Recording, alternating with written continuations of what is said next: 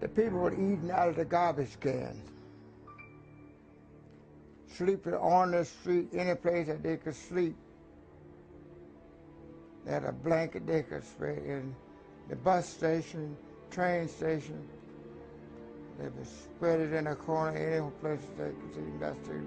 That's where they would spend the night.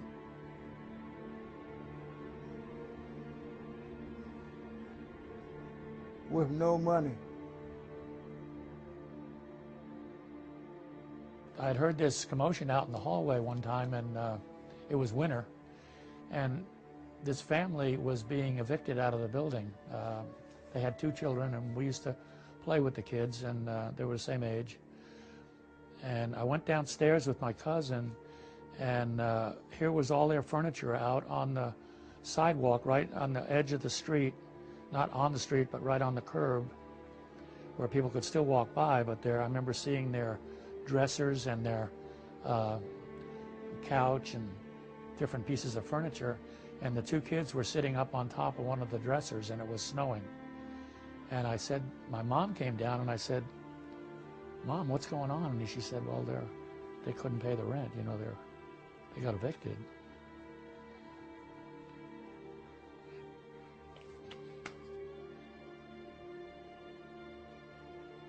We suffered a little bit in the Depression for lack of food. Food was scarce. The 4 adults weren't working. My mom found a job working in a hot dog stand, and she was able to bring some of the buns home, and once in a while some of the hot dogs. But my uncle did menial labor now and then, and he was able to bring home some food. I can remember my uncle getting some of the older potatoes from the guy downstairs that we got to know, and bringing them up and making a potato pancake for us. And we were lucky to get an onion in it ground up, but he would make a good potato pancake. And us cousins would sit on a towel on the center of the living room floor. We didn't have much furniture, and that's what we had to eat for the whole day. In the city, you had to buy everything you eat. Everything you had to buy.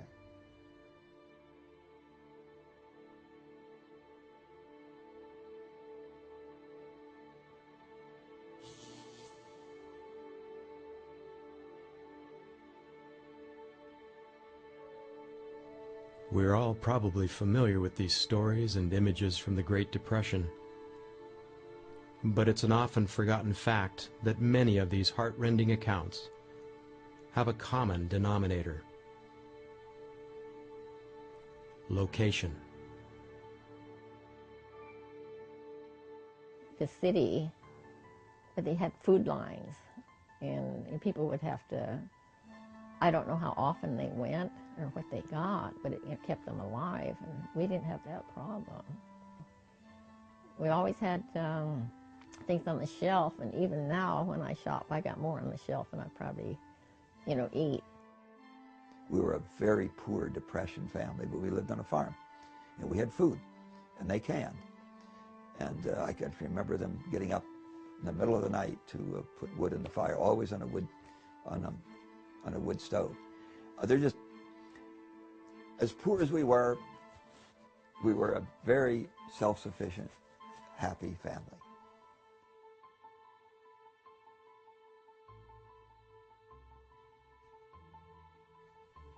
What would happen to this nation if some event or series of events plunged it into a depression like 1929? What would be different now? Would it hit us harder than it hit them? Are we more vulnerable than they were? Back in the Depression era, a little more than half of America lived in an urban area, a city. Now that number has skyrocketed to around 80%.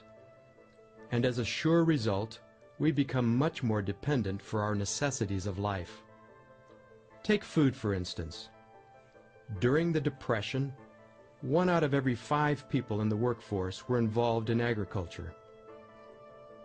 Now the number that produce our food is only slightly more than 1%. At first blush, this appears to be a good thing. But the only way this has happened is through major dependence on heavy equipment, fuel, chemicals, and other products which may or may not be available to the farmer in hard times. Without these modern devices and products, would our food system be able to produce enough food for the more than 300 million people in this country? And even if the farmers can produce enough food, are we assured that it will make its way to our grocery shelves and that we will be able to buy it? And you need to know that in our large cities, there's about 3 days' supply of food. Now, those supermarket shelves may look really full, and they are, because when you're taking it off, the clerks are stocking the shelves. And if they didn't stock the shelves just at the rate that you take it off without a panic, all those shelves would be empty in about 3 days, because the trucks need to keep running to keep those shelves full. What if the trucks didn't run? There are a number of things that could bring about situations where there could be really serious civil unrest in the cities. Manufacturers, they make to order. And so when the order comes in, that's when they manufacture. A lot of manufacturers just don't warehouse anymore. Again, that's money. So having product tied up in a warehouse is money sitting there. And they aren't to tie up their money like that. The stockholders don't like to see that. But that supply, if you had a disaster anywhere in one of these major manufacturing areas, it would stop the trucks, it would stop trucks coming in with the supplies, it would stop trucks from going out to supply your major chains. And the major chains have their warehouses, and again, that product is turning over and over daily. And so it's not like they have half their warehouse full of flour. Flour has a certain slot within that warehouse. And to keep flour in that slot, they have to have trucks coming in all the time to replenish that. So you stop those trucks, you stop the supply of products to the stores. You know, one of the things I think of is in the event of a disaster, what do people do? They flock to the stores. They buy up all their staples and water. So your store will be empty faster than it's ever been empty before.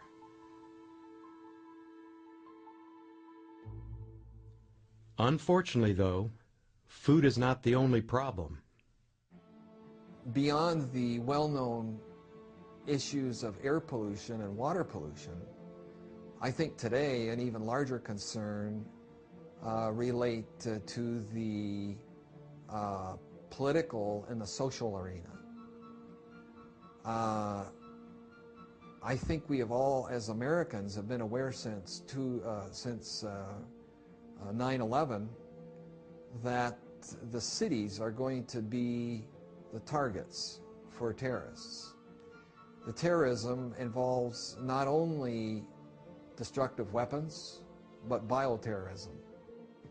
One of the experts in this area, who was in the Pentagon, this was about 8-10 years ago, told me that if the average citizen knew the potential for mischief in this area, that they'd be really frightened. Just one little example is smallpox. Nobody's vaccinated for smallpox. I was. I have a scar for smallpox, but only people who are near my age, I'm 82, my next birthday, are going to have a scar for a smallpox vaccination. And as the smallpox got loose, and there were only two sources of that organism. One was in the Soviet Union and one was in this country.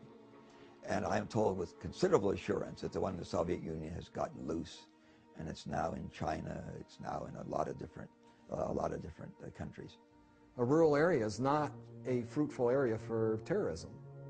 The terrorists are going to be looking for the biggest bang for their buck they can get, the highest yield of death. And that's exactly why they mention such things as malls and stadiums, and where there are going to be large concentrations of people. But there are other major biological threats outside of terrorism. The most recent example, of course, was the bird flu. And while I was at the Hanford site, we were making preparation for what we would do if there were massive outbreaks of the bird flu. And at that point, we were even planning on how we would handle the large number of people who could possibly become infected. The fact that the hospitals would immediately be overwhelmed. What buildings and sites could we use to quarantine perhaps hundreds of people? And what we would do as a medical team to deal with this public health national emergency and crisis. And so there again, outside of anthrax, this has been another recent lesson for us to look at where it's very much a possibility and not just something of science fiction. The more people there are around, the faster this epidemic will spread. If you're not in the cities, you're just by distance and space, you have some meaningful measure of protection. As disconcerting as bioterrorism and the pandemic threat is, one factor has contributed more to the utterly dependent state of this nation than any other: electricity. If you just think today about the world we live in and all of the creature comforts we have, you will recognize that essentially none of them would be there without electricity. It is the power source for almost everything out there. You can't communicate.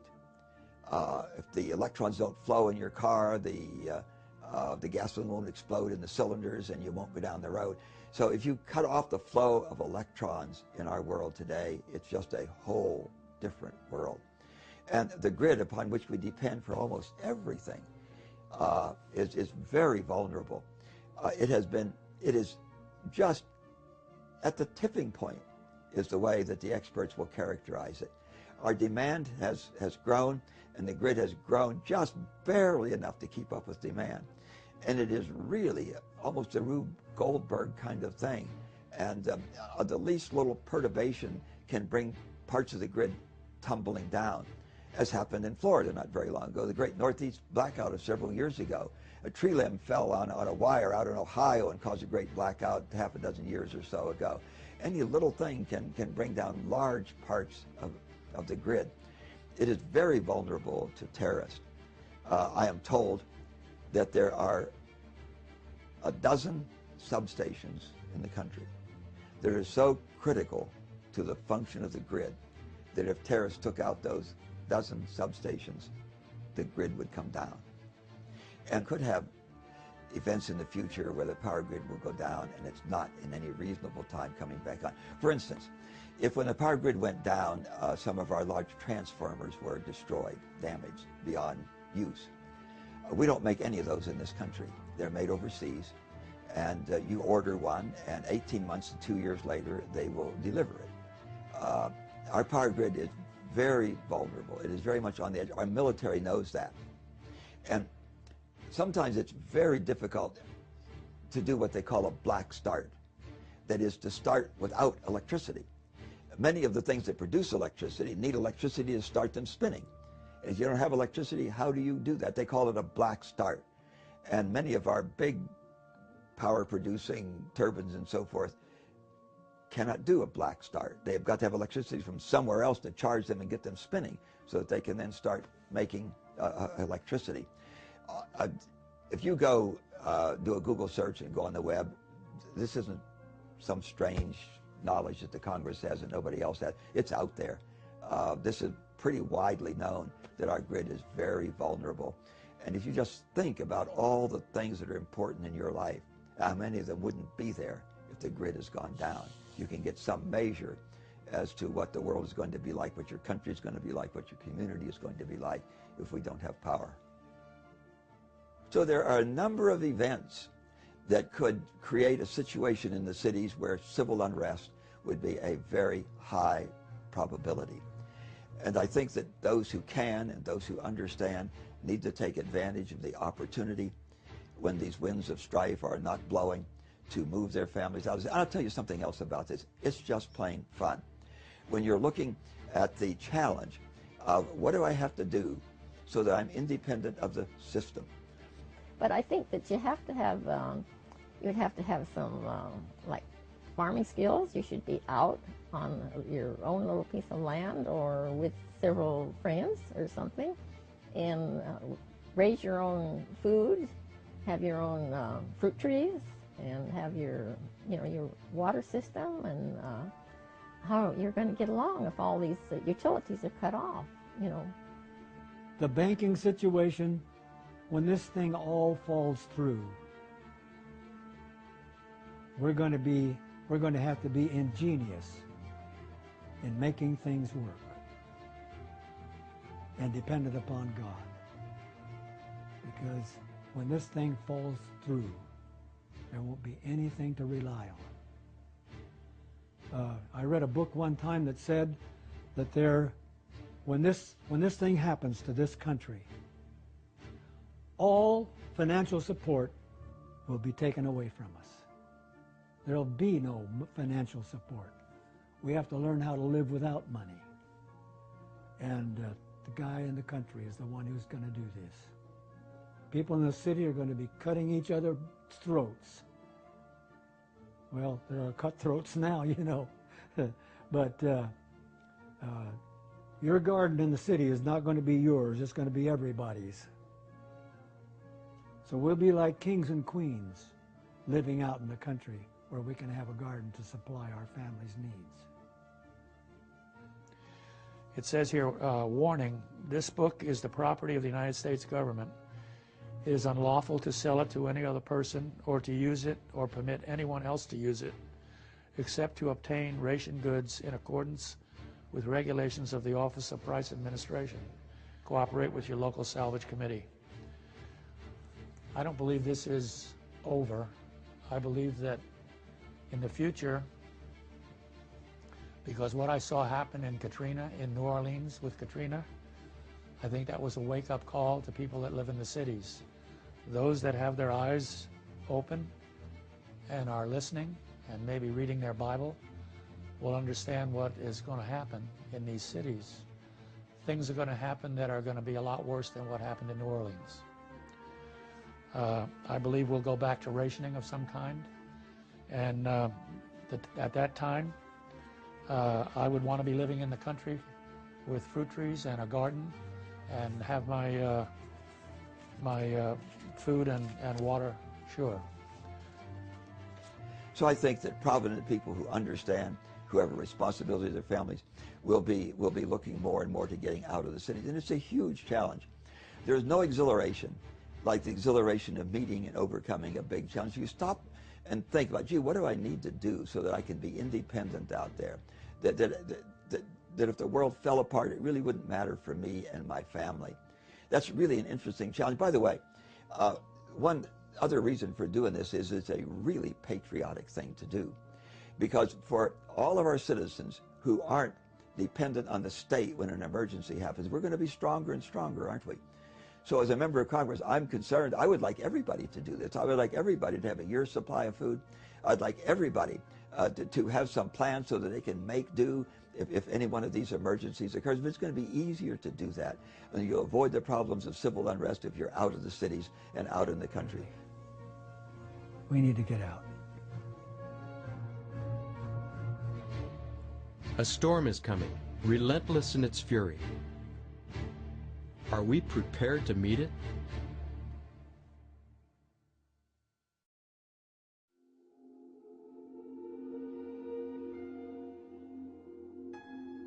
Many feel that a viable solution to hard economic times includes relocating to the city. But not everyone is moving into town these days. A counter-migration out of the cities is now in full swing. Not of the same magnitude that has populated them during the last century, but a growing migration nonetheless. What could have precipitated this? The reasons are as many and varied as the people who have been impacted by them.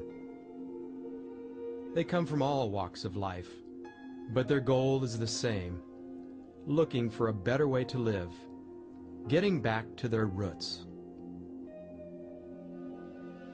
While difficult times surround us on every hand, they are seeking to be part of the solution rather than part of the problem.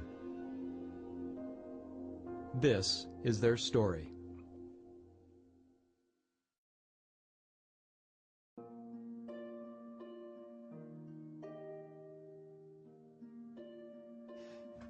We bought the property here in the fall of 1980, and that same fall we built the cabin. As a matter of fact, we started building the cabin before we closed on the property.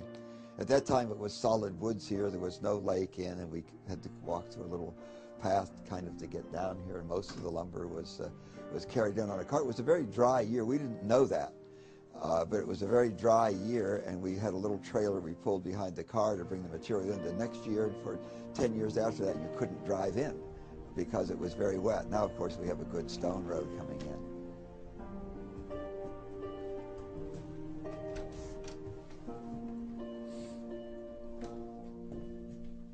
When we first came to the mountain here and preparing to build our house, we were staying in a tent. And I noted that, gee, wouldn't it be nice if we had a little cabin to stay in rather than a tent? I originally hadn't planned on one quite this large, but that's how it came out. When I built this in 1980, it cost just about $1,000 to build the cabin. And it was livable. We lived in here for quite a while, really. And then we built our house, and the cabin was kind of left deserted, and the mice moved in, and it was a question of whether we would continue to maintain the cabin or simply tear it down. Then my wife said, gee, why don't we rehab the cabin? And so we did that. It's really a very interesting challenge to try and build as much livability as you can into something as small as this. This is 16 by 20 feet, and it will sleep 10 people, every one of them in a bed. One of the beds is here. It's the kind of a thing that you have in a motorhome, a bit larger than you have in a motorhome, and the table goes down to form the bottom of the bed, and the cushions slide out, and so you have a pretty much a full-size bed there. The center, of course, in any cabin like this is the cook stove, and you see that here. And as they say, it does 4 things for you. It cooks your food, and it bakes your bread, and it warms your house, and it heats your water. In a moment we'll go around to the other side so we can see how it heats your water. Of course, in the summertime, even here on the mountain where it's quite cool and you don't need air conditioning, you still don't want a fire in your stove, and so we have a little propane stove here. As long as propane is available, why, we will do our cooking in the summertime on that propane stove, and in the cabinet under it is a 20-pound cylinder, which should pretty much last you quite a long while in the summertime with the limited cooking that you would do. Let's walk around to the corner here and see the heating system. There is in the firebox in the stove here, there is a stainless steel U-tube, and you can see the stainless steel U-tube here. And this is called a thermosiphon system. And out the back of the stove are 2 pipes. One is the bottom of it, which brings the cold water in, and the other is the top of it, where the hot water runs out. This is the cold water, this is the hot water, and you can feel a big difference in temperature. And hot water is lighter, and it rises, and cold water is dense, and it falls. And there's a tank upstairs, which we'll look at in a few moments, and that stores the hot water. Now, it does not have a cover on it, so we can see how the tank works. You could either leave it uncovered if you want the heat up there, or if you want to maintain more hot water, you would put covers on the tank, and we have 2 covers here to put on the tank. The water system in the house is this a special kind of a cistern pump. If we open this valve and close this one, then we're pumping out of a spring, which is under the house here, under the cabin. And if we close this valve and open this one, we're now pumping up to a storage tank in the attic through this hose. And when the storage tank is full, it's not quite full now, but when the storage tank is full, why the excess water will run out here and you know the storage tank is full. So a little exercise in the morning and then you have running water all the rest of the day. Because we're pumping water up, a bit of force is needed. We built a little extension here that we could put onto the, where you can pump more easily. And now you've got some leverage, and so you can easily pump the water up to the storage tank, which is up in the gable, right up in the very top of the cabin here. There's a little refrigerator here, and be very careful in refrigeration when you're out in the woods like this with power that you're getting from the sun or from a wind machine. And we looked and looked until we found one that had a very high efficiency. It's very small. It's very interesting how small a refrigerator you can get by with. If you think about your refrigerator at home, they really ought to make refrigerators. They're only about 6 or 8 inches deep, because that first 6 or 8 inches that you use, and the rest of it, you just store food in it until it gets old enough that you have a clear conscience and you can throw it out. So with a small refrigerator like this, you don't have that problem, because everything in it is going to be usable because it's small. If you plan your meals, you won't have all that much left over, and so a refrigerator that size will serve quite adequately. Let's take a look next at the Murphy bed here. This doesn't have the springs and stuff in it, but it's light enough that it doesn't matter. It's easily manageable. Well, maybe we ought to go upstairs. To get upstairs, there's no stairway here. There's a ladder on each end because there's a bedroom on each end, and you'd like some privacy.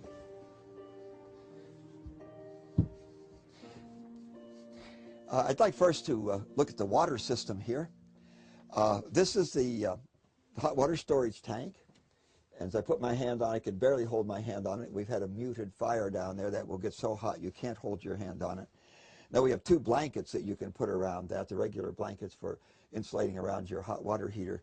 If it's cold wintertime, you want heat upstairs here, you might not want the blankets on it. They easily come on and off. Just leave this here. Now it's a big radiator. Be assured that that stove will produce more hot water than you need. As a matter of fact, you can have a luxury bath every night and you still will have hot water left over. The pressure for the system is this tank right above us here. And the cabin was just large enough I can get the tank in and walk under it, as you can see. And this you fill by pumping up from the kitchen sink down there with that unique kind of a cistern pump that we have down there, which is also a force pump. I also have in the basement, which we'll go into a little later, a electric pump down there. But I'll tell you, it's very comforting to know that you can live well without electricity, because it might not always be there. And so we have the force pump down there, and I have not used the electric pump yet to fill the system.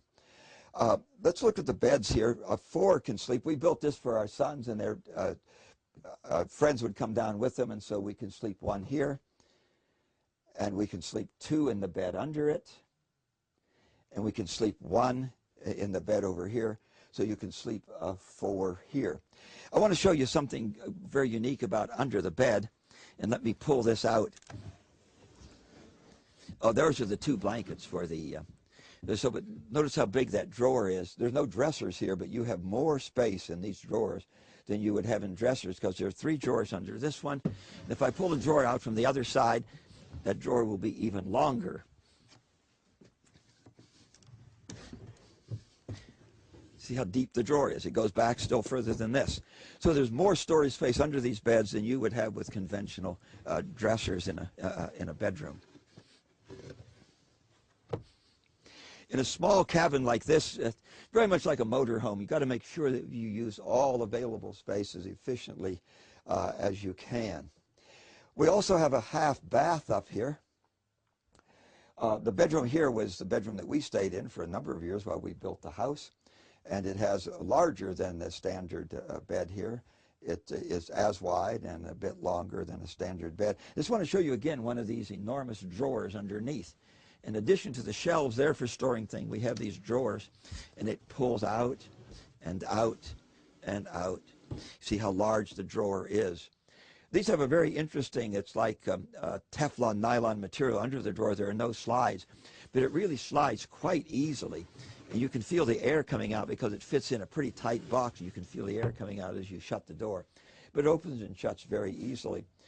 This is where you come up. As you see, it takes no floor space. I'm walking here on the little trap door. You open that up, and there is the ladder that goes downstairs.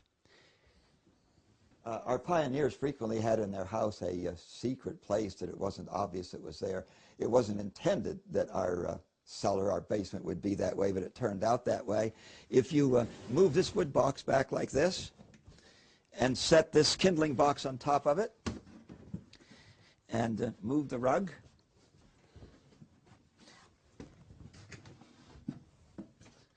we will open up into the basement.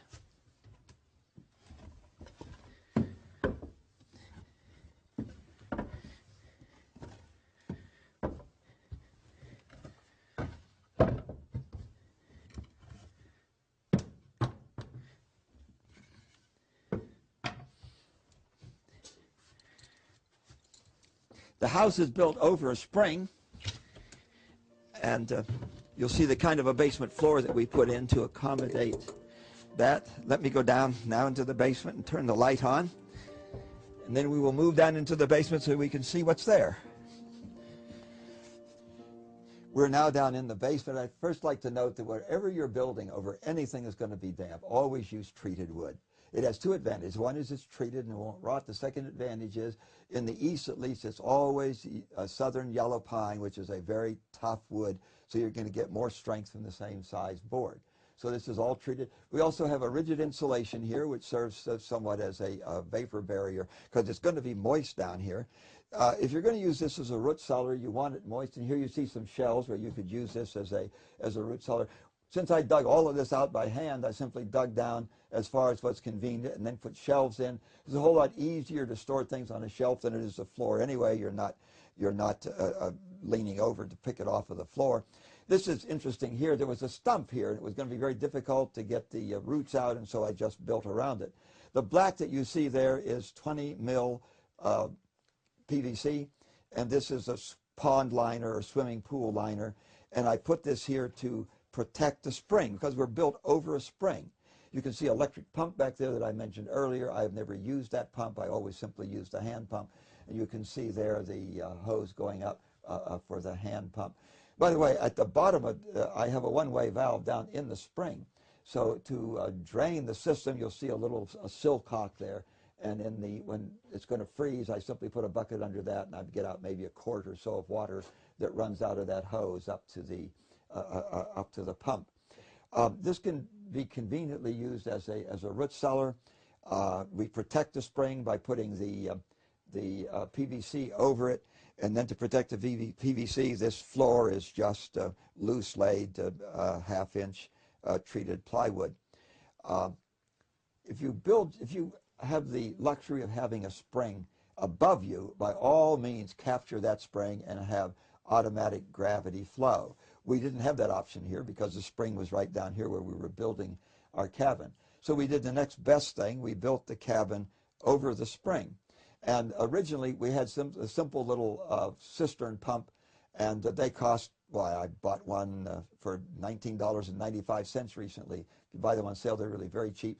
If you're not pumping it up to a tank like we have in the attic, they serve very well. And you simply pour a little water in them, and they are kind of self-priming, and you can pump out. And when we lived in the cabin here, that's what we used. But if you can't have gravity flow, which is certainly desirable, capture the spring above you, flow down by gravity, then you automatically have pressure.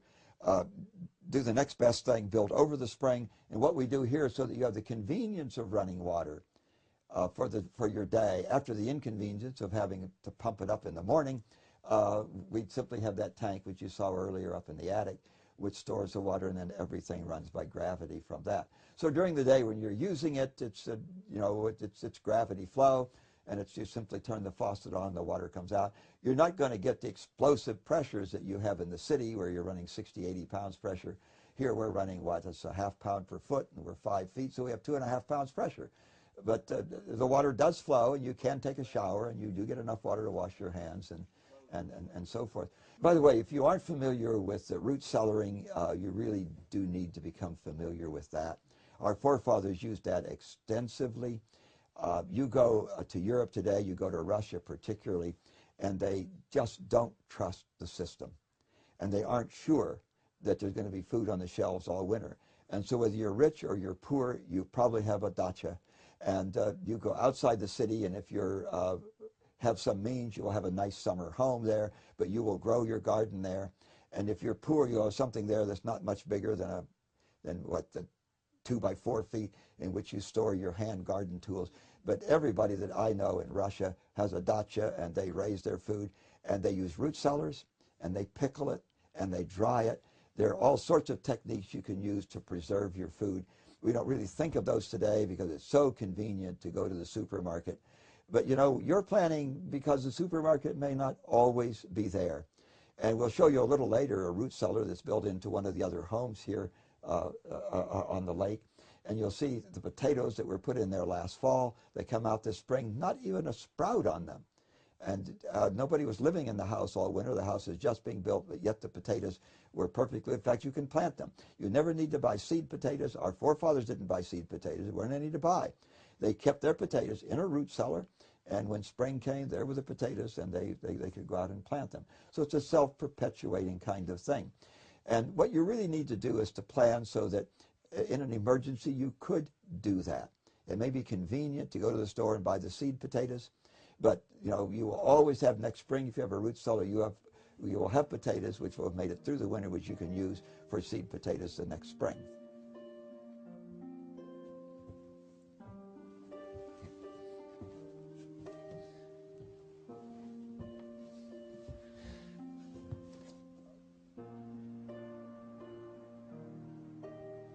This is the downstairs bathroom. This bathroom is quite small because it's in a cabin, which is only 16 by 20 feet. On this end is a lavatory. The tub is obviously recycled from a motor home. Okay, let's take a look now at the rest of the accessories of the cabin. Obviously you need a wood supply, and we have designed the wood supply so that it is accessible without going outside.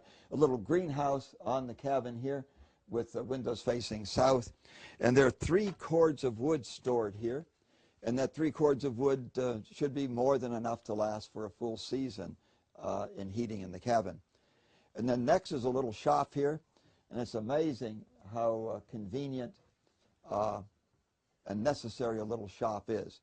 This is really very rudimentary. It has just a basic economical skill saw and a sliding miter saw, vise, and a grinder. And the last little thing I need in here is a simple drill press. And then next is a barn in which one time we had chickens and goats. Now it's primarily storage. In the wintertime, it's very inconvenient to go outside to get wood, which is covered with snow and ice. It's very nice to have it under cover. It's even nicer if you don't have to walk outside to get it. So something which is attached to your cabin that has the wood in it with a covered walkway to get in the door is very convenient.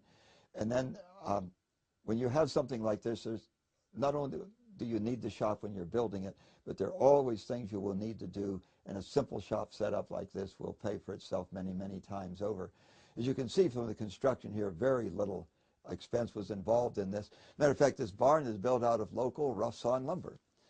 It's built out of white pine. It may seem strange to build a building out of white pine, but it's a very common material here in the mountains, and so this came from a local sawmill.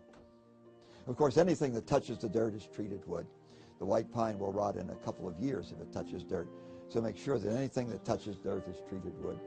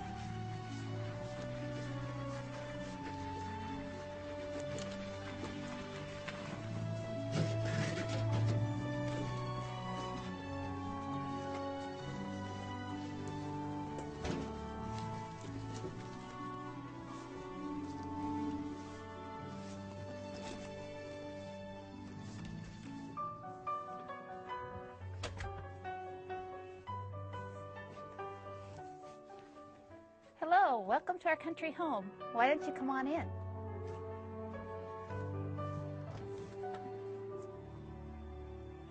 Well, we started praying about moving to the country about 4 years ago. And we had been to a family camp meeting for several years, and we had seen the benefits that other people had derived from moving to the country. And I remember reading the Country Living pamphlet.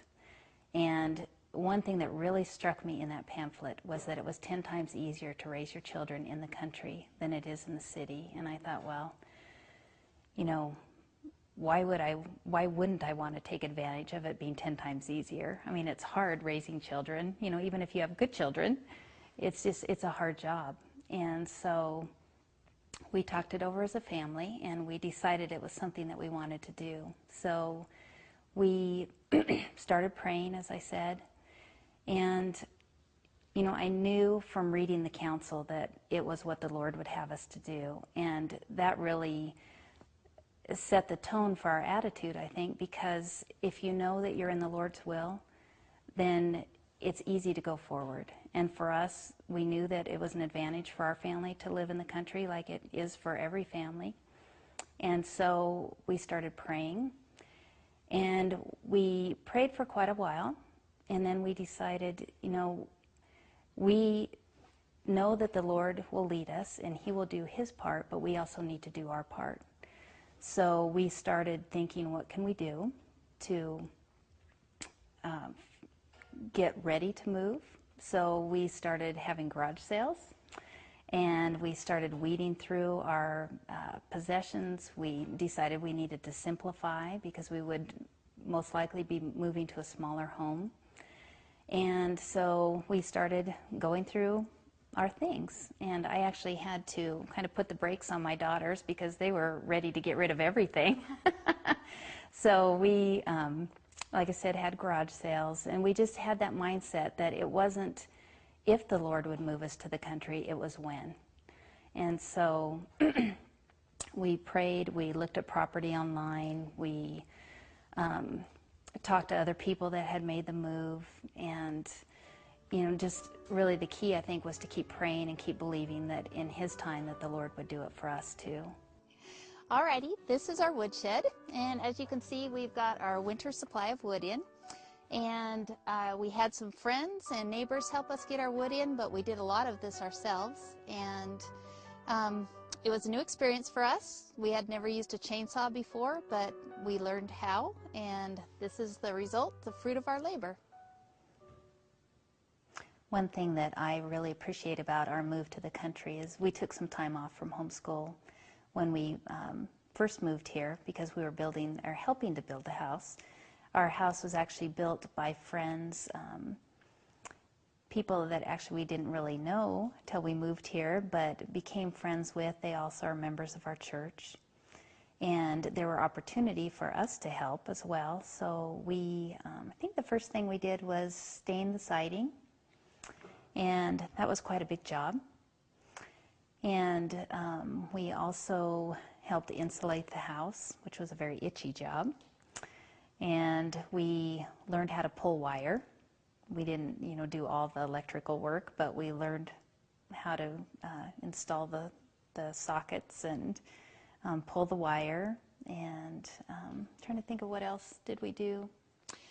This is a project that my daughters and I worked on earlier this fall, and we'd never done any kind of siding before. We had stained all the siding for our house and our garage, but we hadn't actually put any up. But some friends were nice enough to show us how to do it. And so we took on this project, and we are not quite done yet, but we learned how to do it, and we had fun doing it, and we found out that we were capable of doing something that we'd never done before. I don't know, it was just it was a real education in and of itself to build the house. And that's something, you know, we wouldn't have had the opportunity for before, but to be hands-on on the job site every day, it was a great learning experience for Emily and Ashley, and you know, for myself as well, but especially for them to see what it takes to build a house from the ground up. And you know, although we discontinued our formal education at that time, I think the education they got was invaluable. And anytime you work together as a family, it's something that you can't compare to any book learning or the traditional learning. It's something that we all grew together. We had our moments of frustration and times that things seemed hard, but we also learned that we're capable of a lot more than we ever thought too.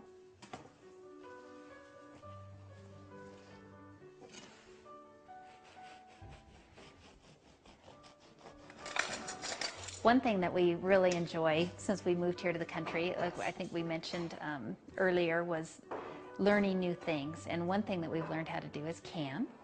This year we canned peaches and pears and salsa. And Emily and Ashley have more time now that we are out here in the country. Sometimes when they're not doing school, they'll be working in the kitchen with me or even on their own. They'll make bread and make salad for dinner or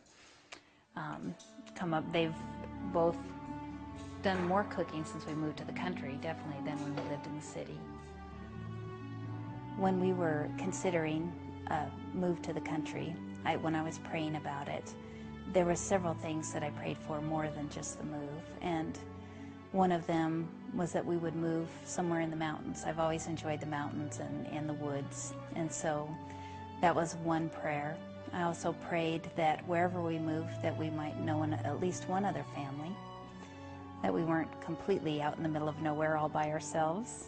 And I also prayed that wherever we moved, that there would be godly men, that I guess more godly husbands and fathers that Emily and Ashley would have as role models, because it's just the three of us. We don't have that influence in our life day in and day out.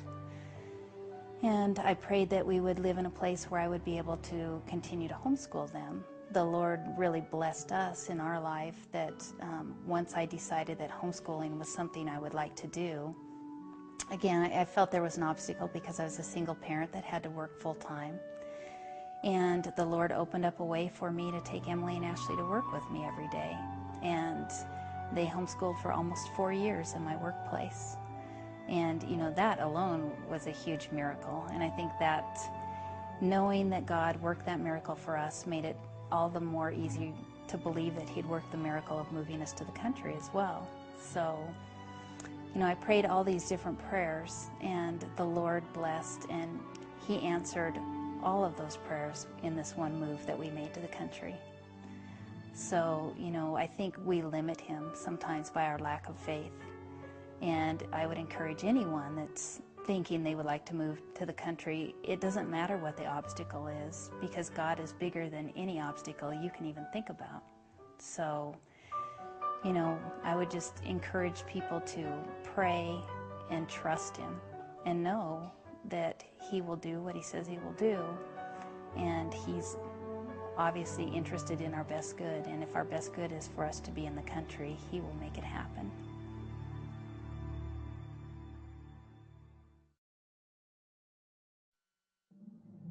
$64.2 DC volts. 64.2. It'll probably dance around a little bit, but that's free electricity, and that is exciting. Why is it free electricity? Because this 64.2 volts DC is coming from that big fiery ball in the sky that God created. Now, how is that happening? It's because of these solar panels. These solar panels are collecting energy from the sun and sending that DC electricity down through this combiner box where all the wires from these solar panels are combined, and then it sends it into our cabin, into the power room, where it charges our batteries. Let's go inside and see what our alternative energy system looks like.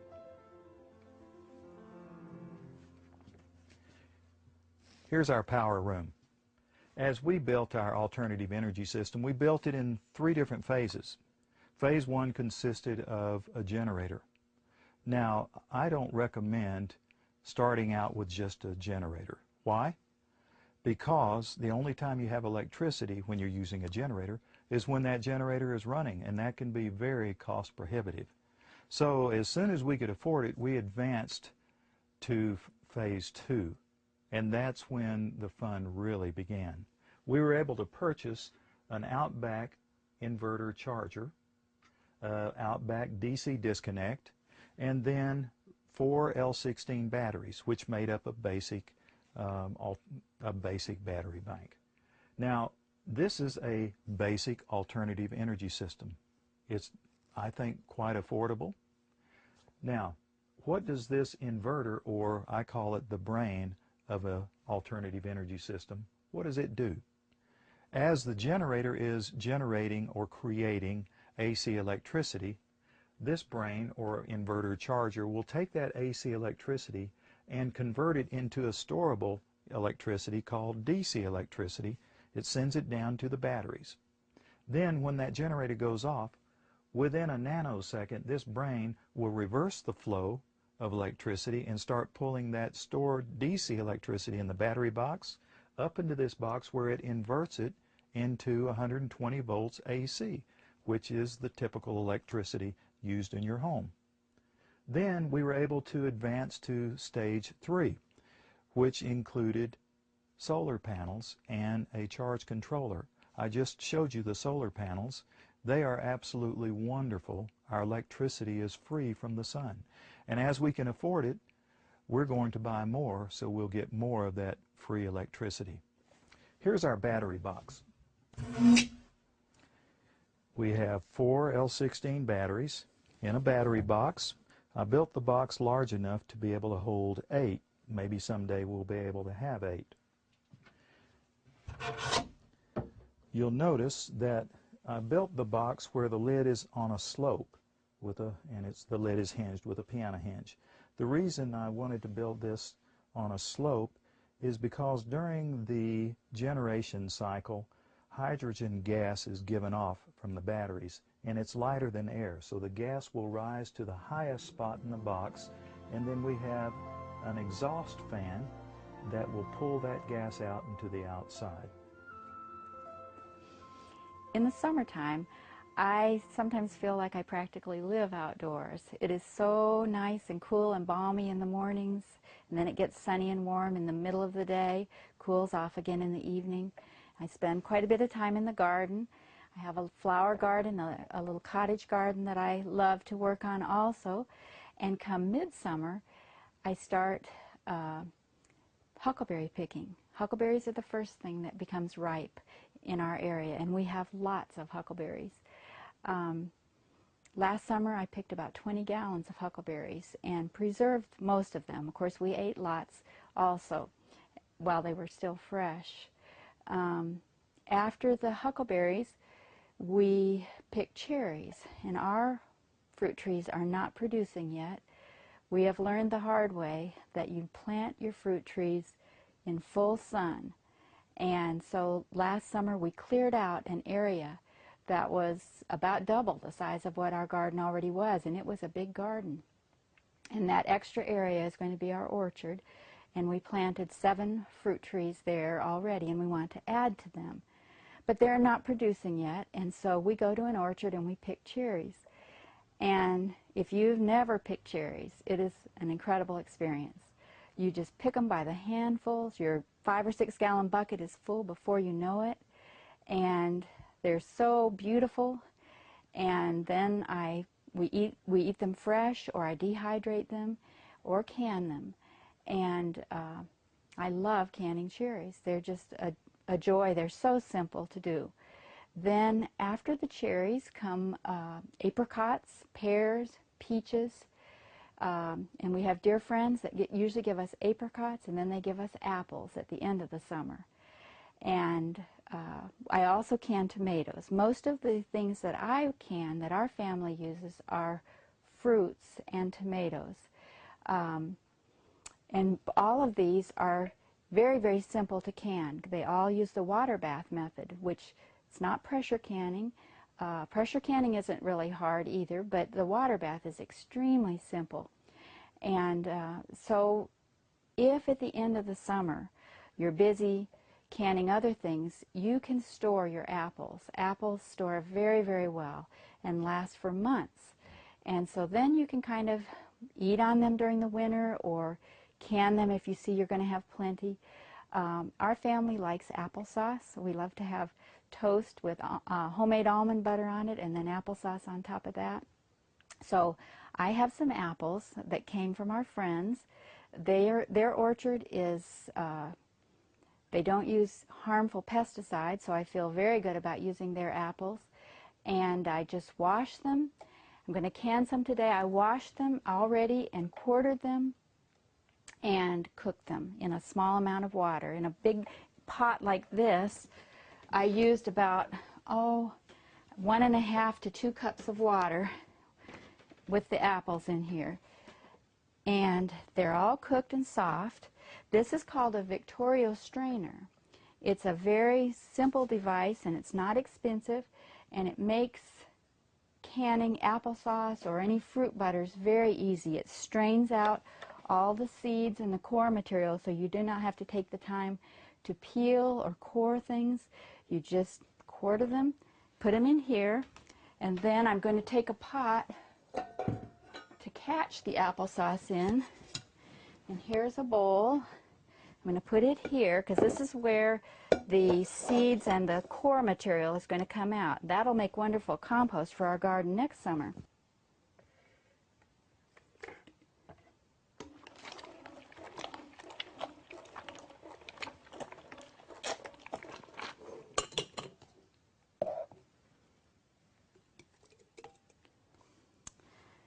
And I'll put my rings on.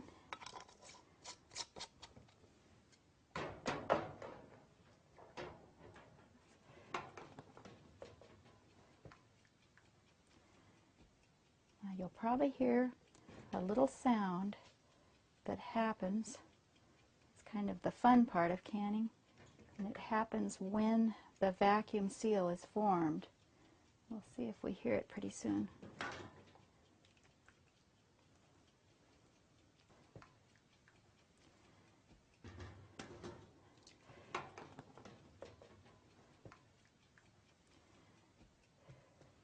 There's a little bubble in these lids here. When that is pulled in, it makes a certain sound that everybody who cans loves to hear that sound. It lets you know that you've been successful.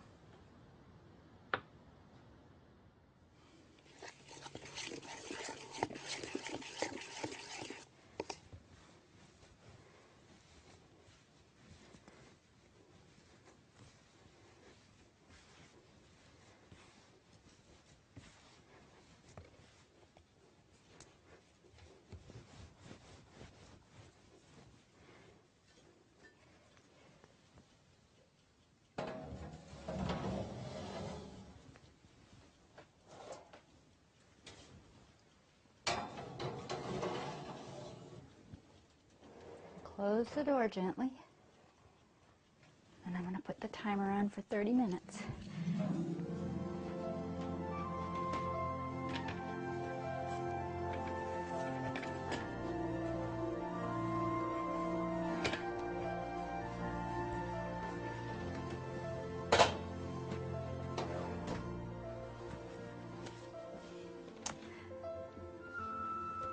What can I say? They're done.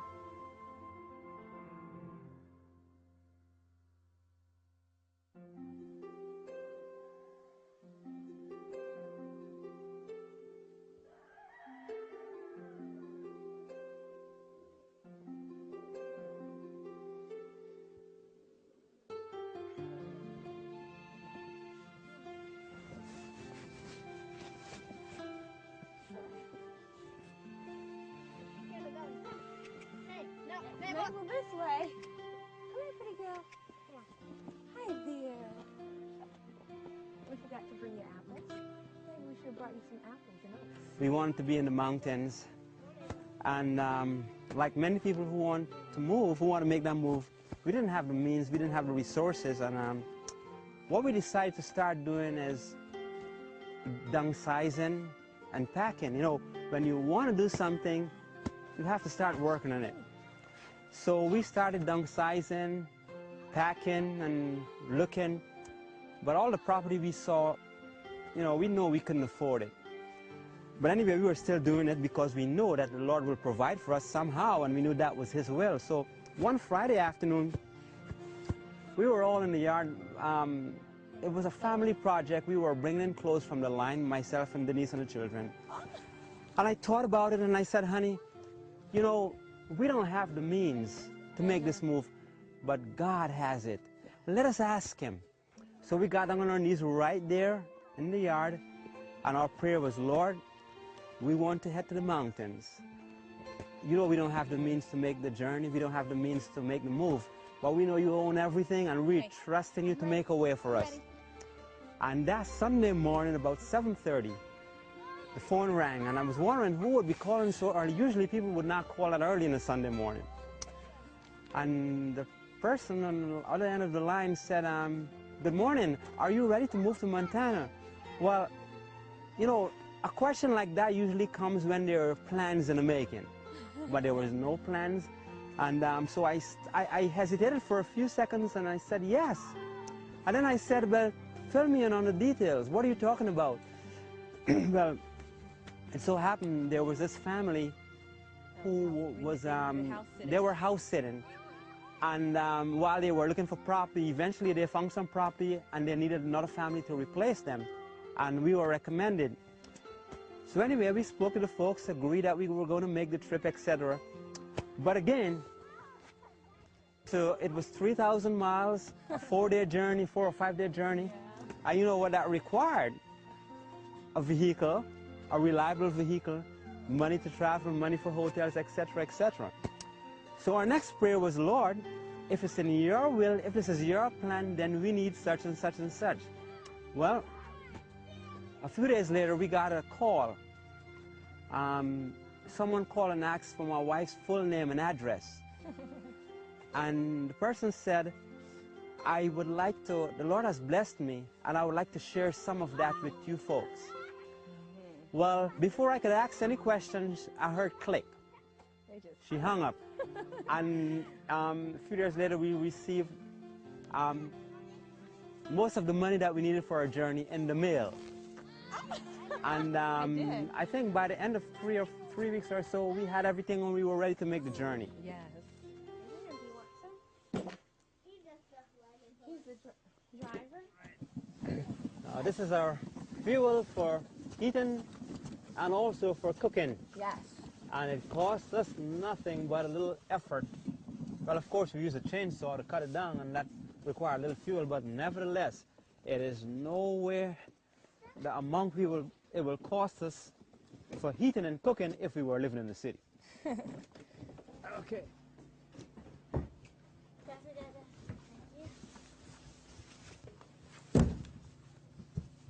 Okay. Now this wood here, this amount here, will keep us warm through the night and will get our breakfast going. And so it doesn't require a lot of wood to heat nor to cook with. I will say roughly about $30 a year for gas for the chainsaw for cutting the wood. And if you need an extra chain or sharpen the chain. And if you want to go higher, you can save not more than $50. The chainsaw doesn't require a lot of gas to for powering the saw and cutting the trees and cutting the wood. You really don't use a lot of gas for that. So even if you want to go $100, that would be 1 year's cost for heating and cooking. And I like that. It means I can spend more time with my family, enjoying the things that we can enjoy out here in the country as we work together. This whole field out here, this is part of what we are renting right now. We are just renters. We had a wonderful summer. This was all alfalfa. Alfalfa growing out here to this tall as far as you could see. It was all alfalfa to the back of those trees, acres and acres of alfalfa. And someone that has machinery helped us cut it. And we did some haying. And it was a wonderful father and son project. I would say Mommy provided the water and stayed nearby and encouraged them because hay is heavy. Very heavy. But it was wonderful, and we, you know, brought it in and stacked it up in the barn before the rains came so that the horses and people with other farm animals could have the hay for them when the ground became covered with snow. So that's another industry. People wonder, oh, how am I going to make it out here? Well, you don't need the amount of money that you need in Brooklyn, New York. You might be wondering why, what's said about this area for storing food. Well, this is actually what we call our refrigerator. That we pay no fuel for. It's down here in the basement. We have our water down here, and we have our cooling area also where we store our food. Yes. And it stays nice and cool year-round. It's not as cold in the warmer months, but it's cool enough to keep your fresh produce from going bad. And over here, all this food that you see here was wonderful things that I learned just this summer. Yes, you just learned to can. Yes. This is just our landing ground. This is not permanent. And, you know, there are things that the Lord is opening. He has brought us here, and He's already begun to open doors for us to have a more permanent situation. And again, with very limited resources, but a lot of trust in God's promises.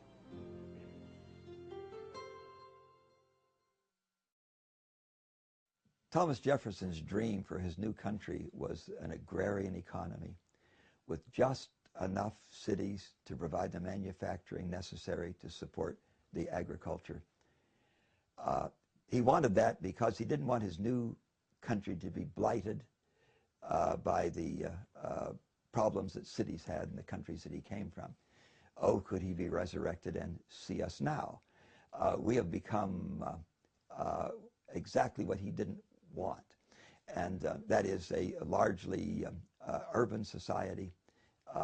Now less than 1 person out of 50 provides the food for the rest. What a tragedy. I think that there are moral and spiritual values to living close to the soil.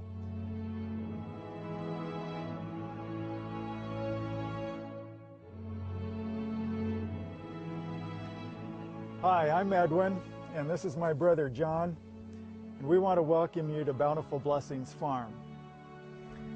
We really are bountifully blessed to have this farm, or small organic farm here nestled in the hills of Middle Tennessee, where we farm just under 4 acres.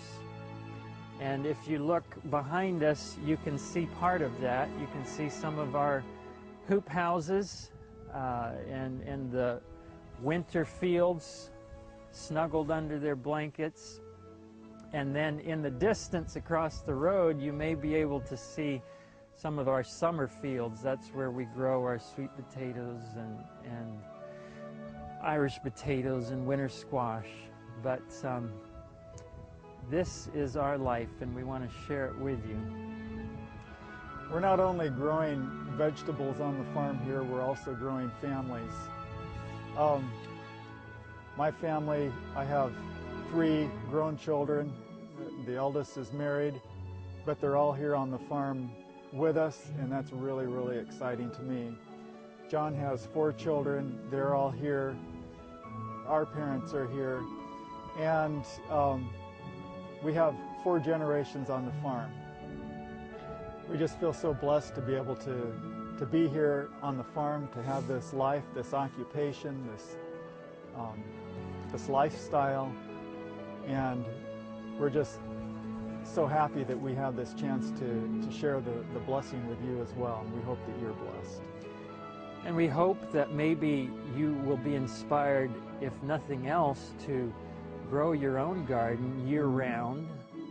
We believe it can be done almost anywhere in this country year-round.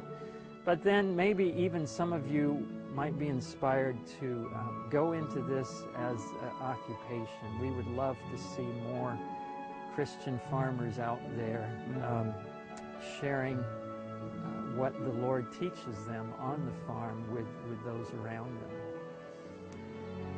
Living the life that God gave Adam to live. So we invite you to join us as we take you around the farm and share what the Lord has been teaching us here. Certainly we feel that the Lord led us to this property.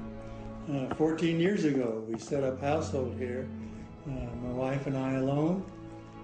We had dreams of children joining us and how the Lord is blessed. You can see that our quiver is quite full, and most of them right here on the farm.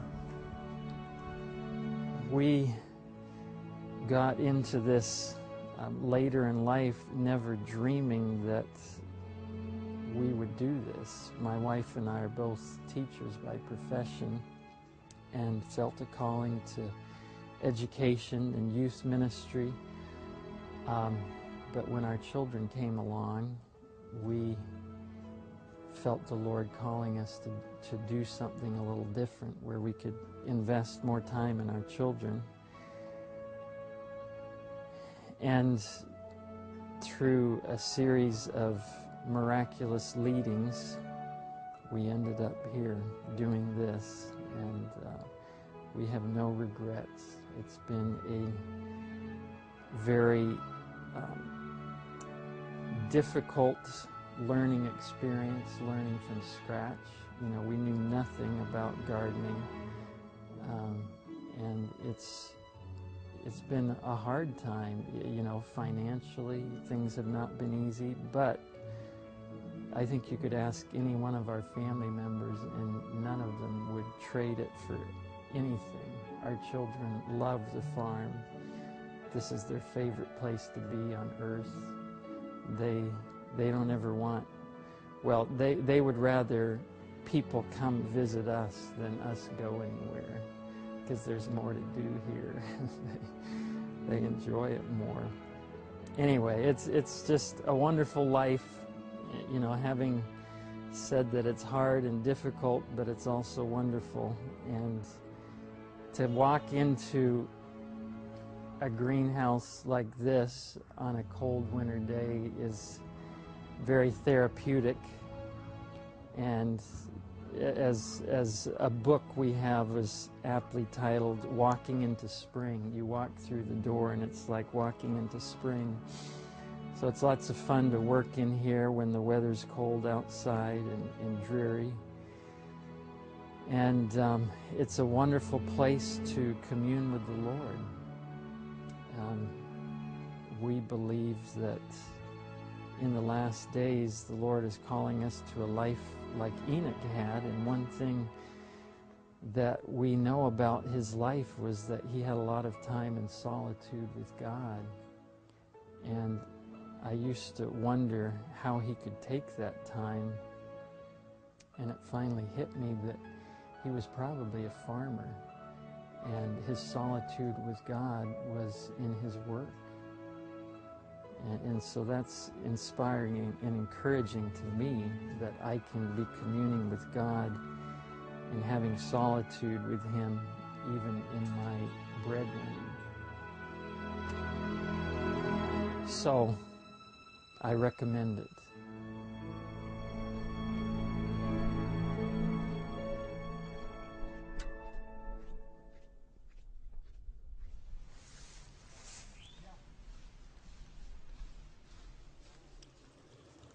Okay, this is our life source for our farm. This is our spring. We have a little collection box there that collects the water. We have a 2-inch line that takes it down to a holding tank here. And the runoff that is not collected in the box forms a little creek, and it goes down to a pond that we're going to show you in just a minute. And then we irrigate from the pond. The water that we collect from the spring box here in this 2-inch line is the water that we use for our houses. It's actually providing water for 4 households on the farm.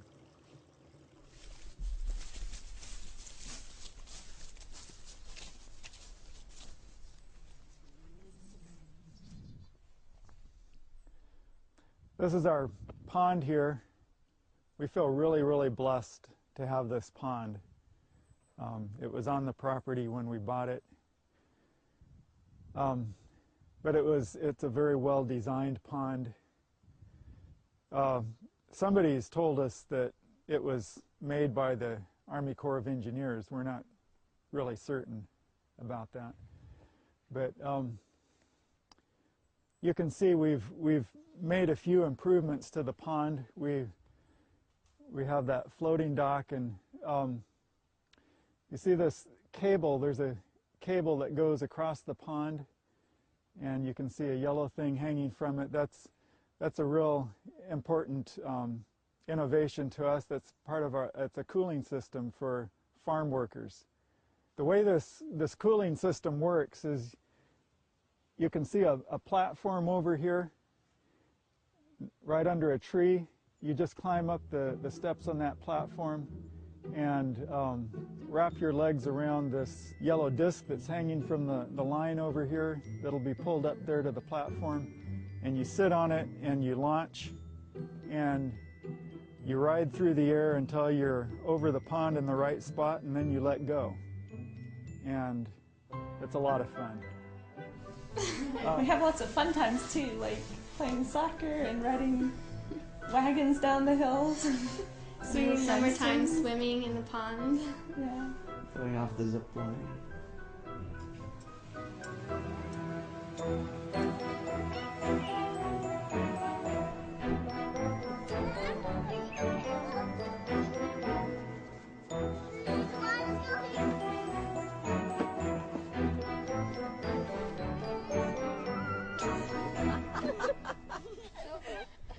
In the country, there's a whole lot less juvenile delinquency.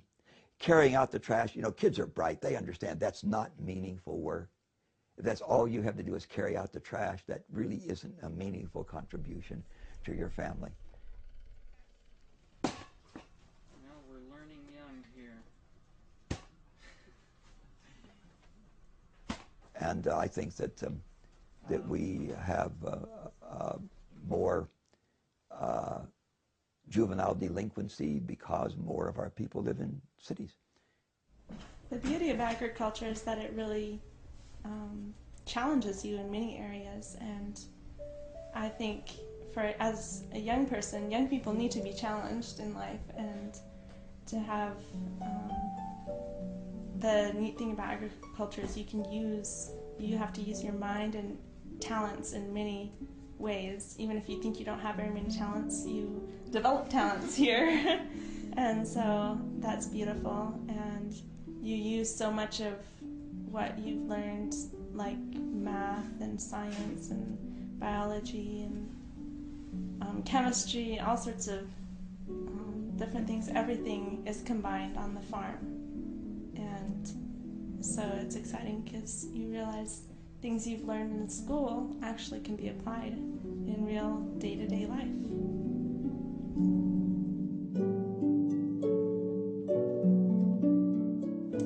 Another main reason that I chose to come to the farm is family connectedness, because I saw in our world how families have been so pulled apart and dispersed and so unconnected, and the results of that. And so that was one of the main reasons, is I desired to have that family connectedness.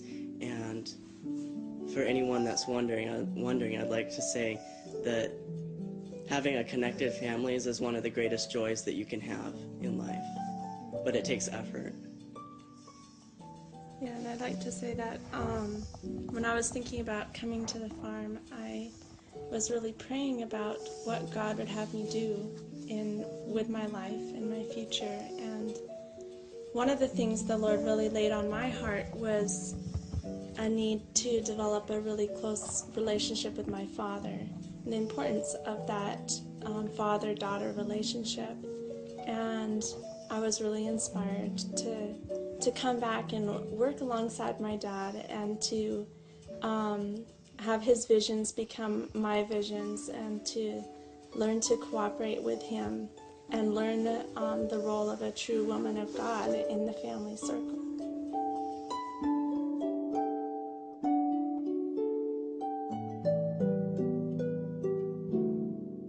I say that it's really amazing to have your kids working beside you, because Caroline puts on a lot of meals, especially breakfasts, and helps, and I know that Pam's kids help her tremendously, and it makes everything possible when the kids are part of the family firm for things to run smoothly.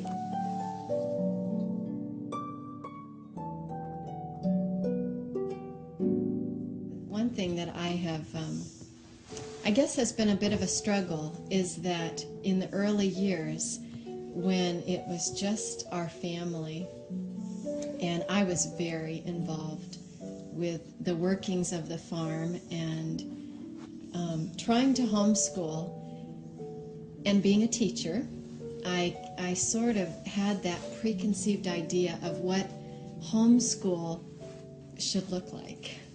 And it was really just bringing school home.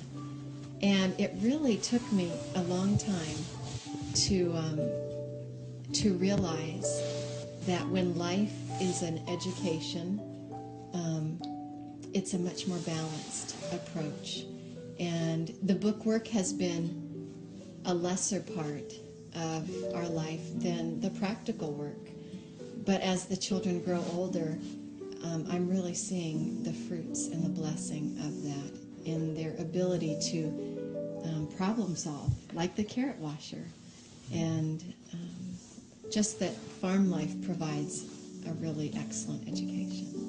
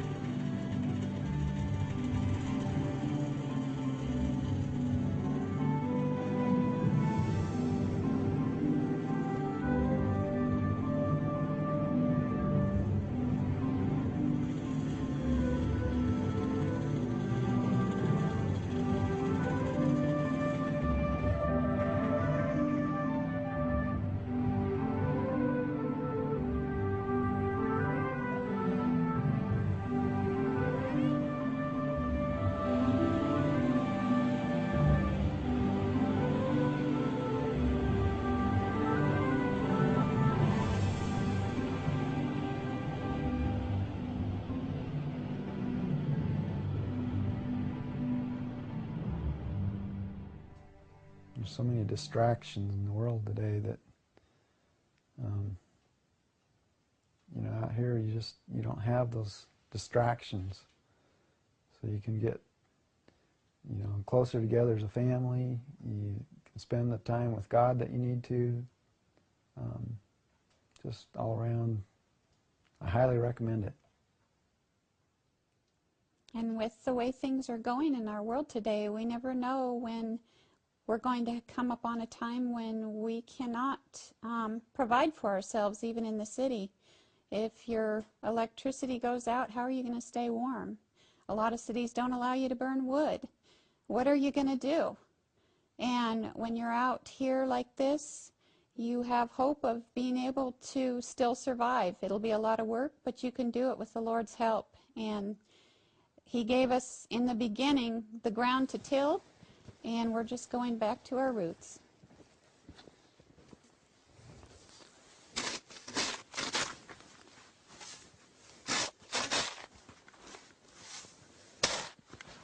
This is our pump house. We've put it in the ground so that it won't ever, or generally it won't freeze because it's down below the frost. It's our 12-volt pump that's running down here, straight down. and it will run off these solar panels right here when the sun's shining. And if we have a lot of cloudy weather like we have in the wintertime, we've got a switch in the house we can just flip on, and it runs off the batteries. We also have a 110 volt pump, which is what we originally were using in here before we got the 12 volt. And I just left it hooked up. I've got a couple of valves I can switch, so if we run a generator or if something went bad with the other pump, we can run that 110 volt pump. What it's doing, it's pulling our water. Our water is about 400 feet, our spring is about 400 feet away, and we've got a 2,000 gallon cistern in the ground, and it's about a quarter. Our spring puts out about a quarter of a gallon a minute, so it's not a lot, but with the cistern we've got plenty of water because 24 hours a day it fills that tank. And then this is pumping it, it's pulling it from the cistern, and then it's going up on the hill about 85 feet elevation above us, and we have another tank up there, about a 1,200 gallon tank. So we can fill the tank up on the hill, and then if we don't have sun for a while, or and it doesn't pump, then we've got gravity flow until we get low, and then we can pump it again. If we have to, we can run the generator, or the 12 volt pump runs directly off our batteries. The other one will run off of our inverter or off our generator. One thing I like about living out here, a lot of times in this area, especially in this area, I mean, I'm sure other areas have the same problems, but the power goes out, Well, one thing we can say where we're living, our power never goes out because we own the power company. Yeah, I guess it was last summer we just bought these 6 solar panels. It's 1,080 watts. And I built my own frames out of bed frames. So they're adjustable. Right now they're almost straight up and down, so the snow doesn't stick to them too well. In the summertime we'll lean them back quite a bit. Since we put those solar panels up, though, they really made a huge difference. Also, when I was designing this house, adding on to it, back over here by where that vent comes up, you see a couple of water things coming up. That's for my solar hot water eventually. Since it's winter time here right now, about the most sun we have in a good day, if it's sunny all day, is about 2 hours at about this time of year. And the sun, being we're clear north here, the sun is pretty low on the horizon, so that's another reason we have those solar panels almost straight up and down, because the sun's just out here. We've had a little bit of sun here this month, not all day, but a little enough, and it's we've only had to run our generator. I think it's probably been about 2 weeks ago, probably 2 or 3 weeks ago since we ran it. So they're actually keeping up, the batteries. In the summertime, we didn't have to run our generator at all. Didn't even run it once.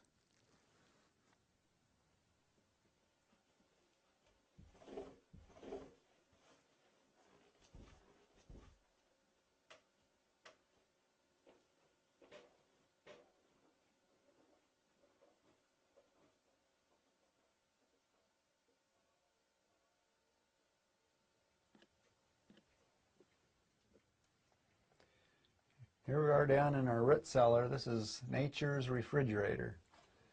Right now it's 39 degrees. We have also have a thermometer up above that tells us our temperature without even coming down here, and our humidity. But here we have apples. Keeps them nice and fresh. We've got potatoes. Well, here's some onions. We've got carrots and potatoes over here.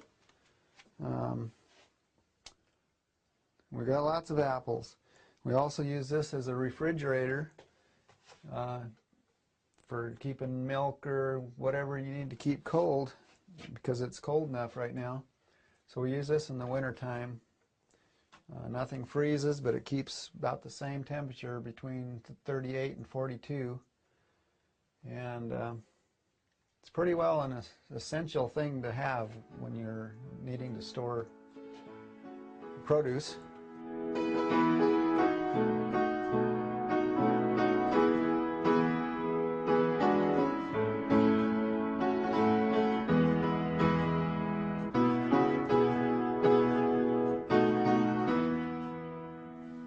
Needed a lot of work. It was just a shell, but Randy he'd done a little bit of stuff here and there, but not much. He'd never built cabinets before, and as you can see, he built the cabinets and they look beautiful, and we've just put a lot of hard work and elbow grease, but you can do it. And if you have some friends that can help you out and give you some pointers here and there, I think just about anybody can do it. It's just a lot of work, and the whole family, we did it all. We all did it. Yeah. It was just it was like 24 by 32 cabin shell. It was insulated and it had sheetrock, but it wasn't taped, and some little bitty windows, and just kind of dark. And so we shopped around and we bought a lot of windows for just next to nothing that were,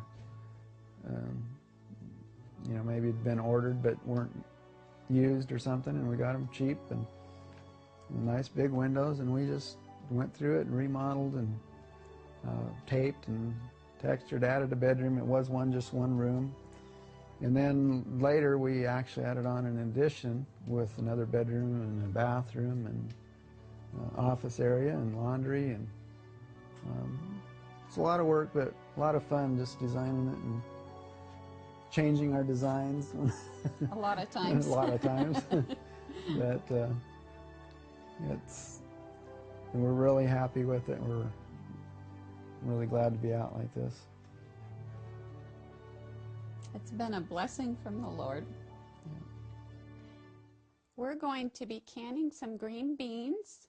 You use a pressure canner for green beans. We already have the pressure canner set up with 2 quarts of water in it, but each pressure canner is a little different. You'll just read in your instructions. It'll tell you how much water to put in. I have my son helping me. He's been doing this since he was 3 years old, and he's 12, so he'll be fine. He's going to fill the jars, and then I'll get them ready to can, and you'll see how simple it is.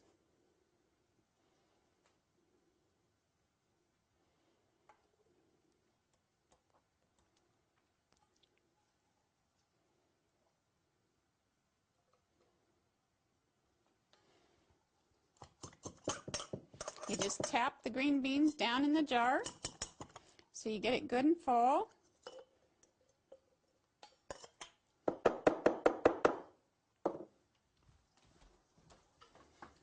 Then I have boiling water, and I'm filling it with boiling water. First you'll put, if you're doing pints like we are, you put a ½ teaspoon of salt in.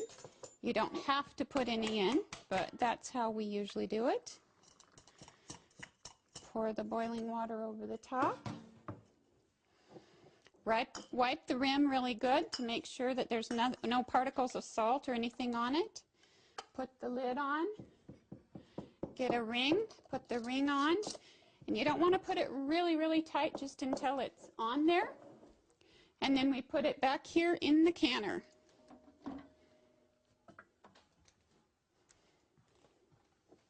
Okay, we're going to put the last jar in the bottom.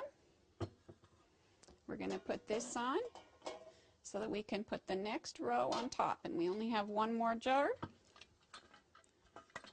Now, this is a canner has got the gasket, and this gasket is an older gasket, but I found that I can get it to seal just fine if I soak it in some hot water before I put it on there. So I just soak it in hot water, get it warm, stick it up on top. There's things where you line up the top, you turn it. This is a Miro pressure canner, and instead of having the gauge that you have to sit there and watch, this one has on its little rocker here, it has a 5-pound, 10-pound, and 15-pound pressure. You'll look in your book. It will tell you what pressure you need to use for the elevation that you're at, and then you will stick it on where you need to be. For here, I need to be at 15 pounds pressure. For green beans, at 3,000 feet elevation, and turn the heat on to high, and then we wait until it comes to a rock. It takes about 20 minutes until it comes to a rock, and then we let it rock for 20 minutes. This jar that we had that cracked, I set it in the sink so that when the water was draining out of it, that it wouldn't go all over the counter. All we do with these beans, they could have some glass particles in them, so we're just going to throw those beans away and put them on your compost pile to fertilize your garden next year. And that's it until it rocks. Okay, the canner has now started rocking. You can hear it jiggling every little bit, and you will follow the instructions for your particular canner. It will tell you how many rocks it needs to rock in a minute and how you need to, what temperature to set it at, and that's all you do.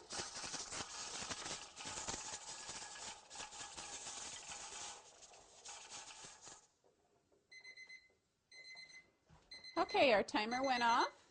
Now we're going to turn off the heat to our canner, and we're going to let the pressure go down on it, and then we'll remove the jars and we'll get to see the fruits of our labor.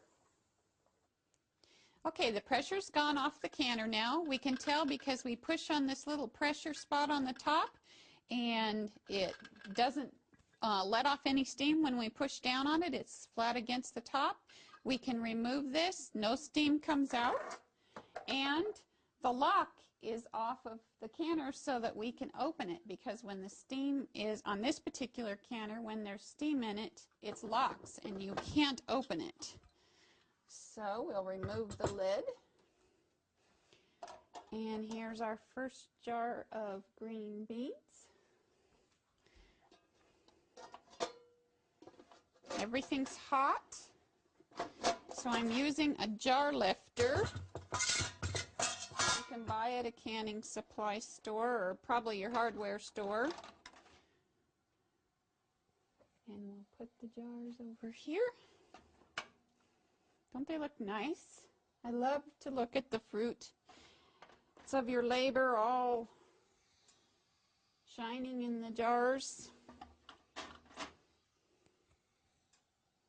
It took about probably 30 to 40 minutes for the pressure to go off on the canner, so you can expect it'll take a while. You don't want to speed up the process by putting it in a cool place or anything like that, because if you do, you'll boil more water out of your jars. So just let it take its time. It'll be worth it when it's done. And here are the fruits of our labors from all our hard work. There's nearly 1,000 jars here, and we can easily use that up, through a season until the next harvest. And we've got pears and applesauce, nectarine sauce, tomatoes, nectarines up there, pear juice over there. Pear juice is great for using in different things. We have peaches. I even tried some eggplant this year.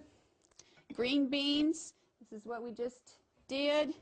We've got some carrots and cherries, and then we even have wild mushrooms. And a lot of this produce that we got, we were able to glean this year.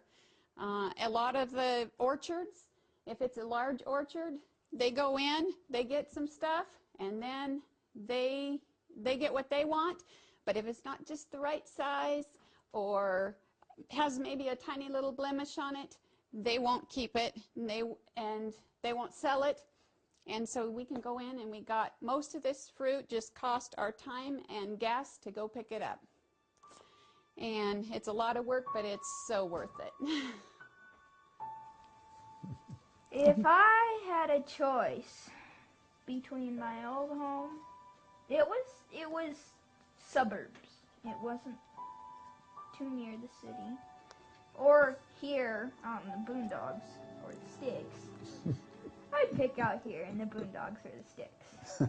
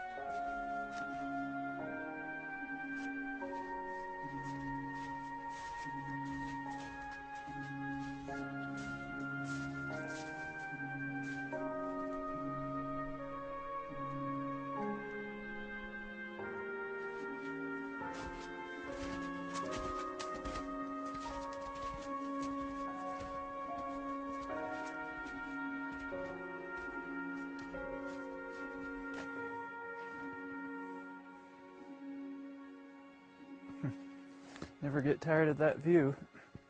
Another one of God's gifts. Haven't always lived out in the mountains, but have for several years now, and been living with family, and it was like I came to the realization that the time had come to get my own place, and there was one slight problem though.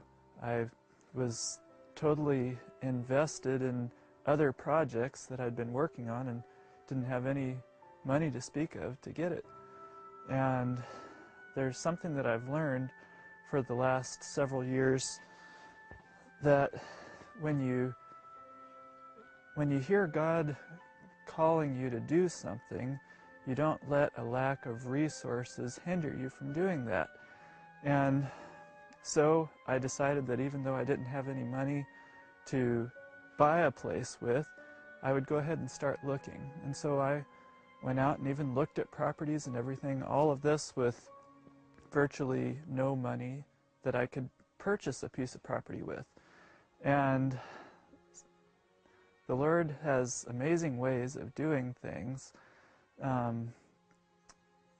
This place that you see here is a miracle place for me, because the Lord has provided this place, at least for now, with me having virtually no resources. I'd heard about this place, that it was for rent, and I really wasn't terribly interested in renting because it's such a temporary situation, and I was looking for something that's more long-term. And so I approached the owner and asked if the owner might be interested in doing a lease, more of a long-term lease, and the owner was interested.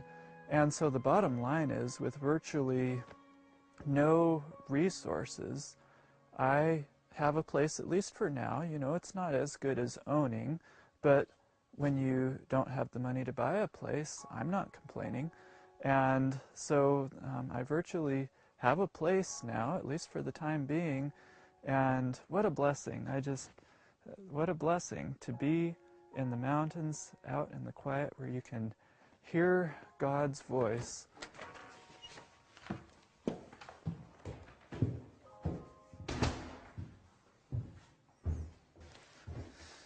Well, here we have the wood cook stove. This, to me, is one of the most important pieces of equipment on a homestead. Wood cook stove is so multi-purpose. Not only does it heat your house, but also you can cook your food on it if you need to.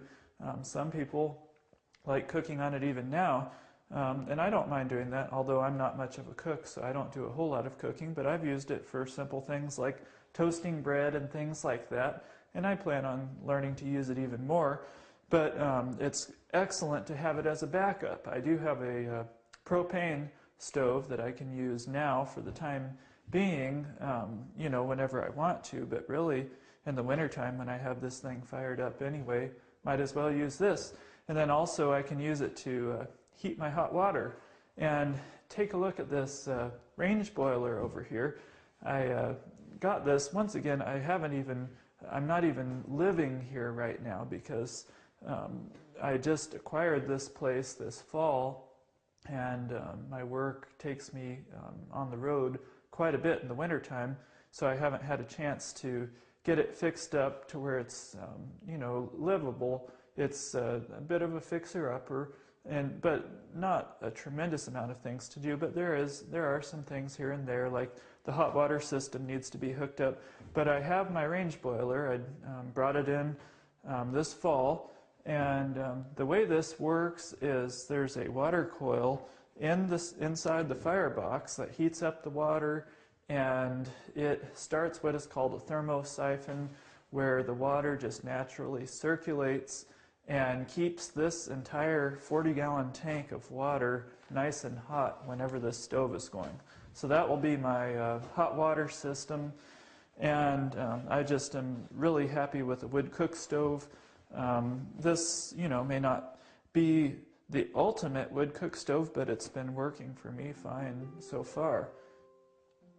I want to be in the peaceful, quiet environment as close as possible to the way that God created us in the Garden of Eden, out in the quiet where we can hear His voice. But there's another reason that is a very important reason, I believe, why I've decided to do this. And it has to do with the predictions in the Bible of what is going to take place in the book of Revelation, particularly relating to our day right now. And we read in Revelation chapter 13 about there's coming a time when no man will be able to buy or sell save he that had the mark of the beast. And when I read that, it brings some very interesting issues to my mind, because I think about how most of America is set up today, where we are totally dependent for our every necessity of life, for our heat, for our water, for our food, for these basic necessities. And I think about how people lived back 100 years ago. They lived totally different. Most of the people were in a rural environment, and they took care of these basic necessities. They had their own independent water system. They had their own heat system. They used wood. And of course, with their water system, they had some sort of, you know, drop a bucket down their well or spring or a creek or something like this. And of course, they grew their own food, most of them canned, a lot preserved. And so I've been thinking about these things, and it seems to me like a house of cards right now, America, just ready at the slightest interruption, whenever the right interruption comes, to interrupt the major infrastructure in this country. It's just going to fall like a house of cards. And so I see that coming with disasters potentially, but even more importantly than that, I see what we know is going to take place, because the Bible has predicted that if we are true to God, we are not going to be able to buy or sell. And that is concerning to me, because I believe that that is a call that God is giving us, that we need to be preparing for these issues that are ahead. One of the things I need to work on is my well over here, and it has a pump in it that's not the right size, and so I'll be putting in a very efficient water pump that will run off of my alternative energy system and give me a good water setup that uses not very much electricity, and there's all kinds of different options that I'm looking into for doing that. We have a duty to our family, but we also have a duty to others. And so this is not a thing about me and mine. This is about doing the part that God has given us, doing our human part, and doing our part to prepare for others, so that those who are less fortunate or may have not had access to the same information that we have had access to, so that we will be able to prepare for them. One of the things I really like about living out here is this is where it's happening. Instead of having to travel somewhere to go backpacking or to go canoeing or this or that, I'm here. I mean, I'm just several miles from what I think is one of the most gorgeous lakes in this country. And we go canoeing there every summer, and or we try to. Sometimes we go more often than once. And, you know, there's excellent backpacking and rock climbing and of course skiing. I mean, all winter long, got wonderful skiing opportunities. And so it's an incredible opportunity to just practically live in nature. And I'm just so thankful for this opportunity, and I'm thankful so much for the opportunity that God has given me with this place here. I'm looking forward to the challenges of getting it fixed up and doing my part to be part of the solution.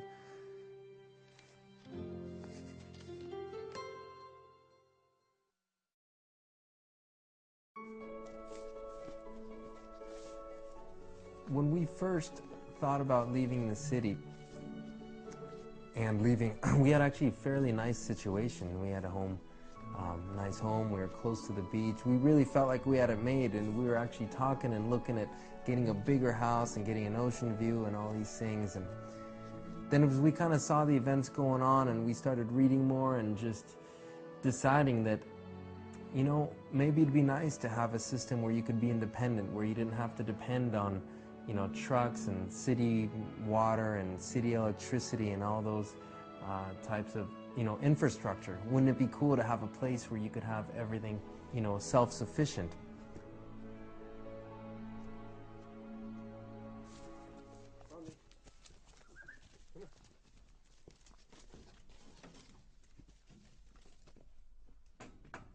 So this is our spring box here, and we're in a dried creek bed here. In the spring, this is really flowing as the snow is melting. There's a lot of water here. Right now, it doesn't look like there's much here, but there's actually water underground, and this spring box actually extends down far enough to where it's able to capture that underground water. And this is able to provide us with more than enough water for household use as well as for irrigation of some of the plants we have. And we have a hydro that in the spring is able to take water from this. Right now, because we're at low water levels, we're not able to use it, but hopefully in a couple months here we'll get enough water and we'll be able to use that as well. So this is our water cistern or water reservoir right here. So the water goes from the spring box and flows here. There's a valve that controls the inflow to this, and then it flows into the cistern here. So this is the water reservoir, and as you can see, we've used water for irrigation, so the level's down a little bit, but it'll come back up. That's where the water flows into and is stored here, and from here it can go to all the places we need it at the house. Whether it goes to the house or whether it goes to the water spigots that we have out in our garden area, or whether it goes to the hydro, it all comes from here.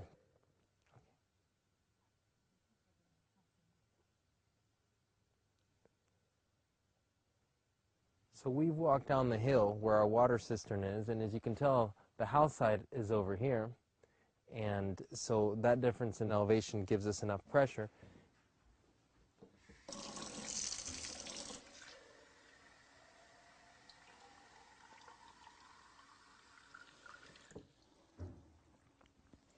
This water comes from the spring up on the hill that you just saw. The pressure is provided by gravity, and we don't need any electricity to run our faucets, our toilets, our showers, which makes everything much easier. And the best part about it is the taste. No chlorine, no fluoride, no bacteria. This is wonderful.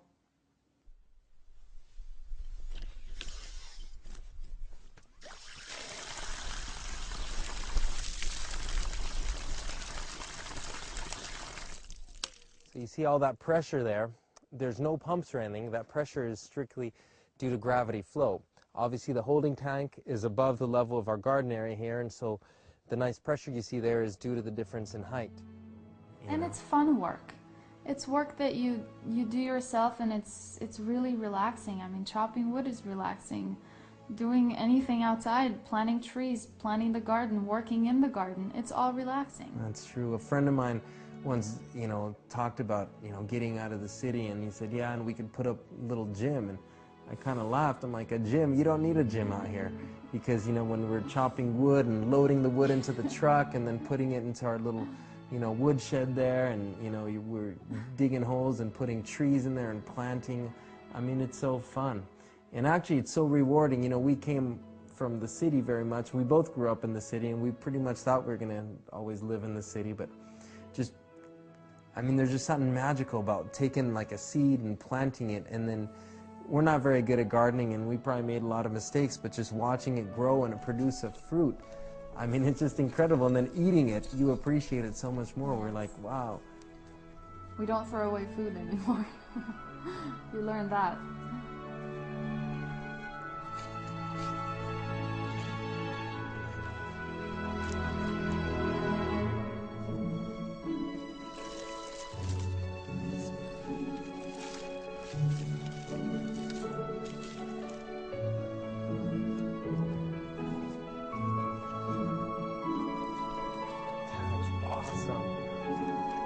Paid $5 for one of those yesterday.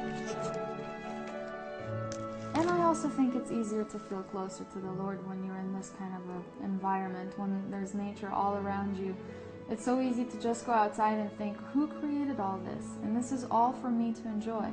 Whereas in the city, all you see is cars and freeways, and that doesn't really lead your thoughts to heaven. It kind of keeps you level.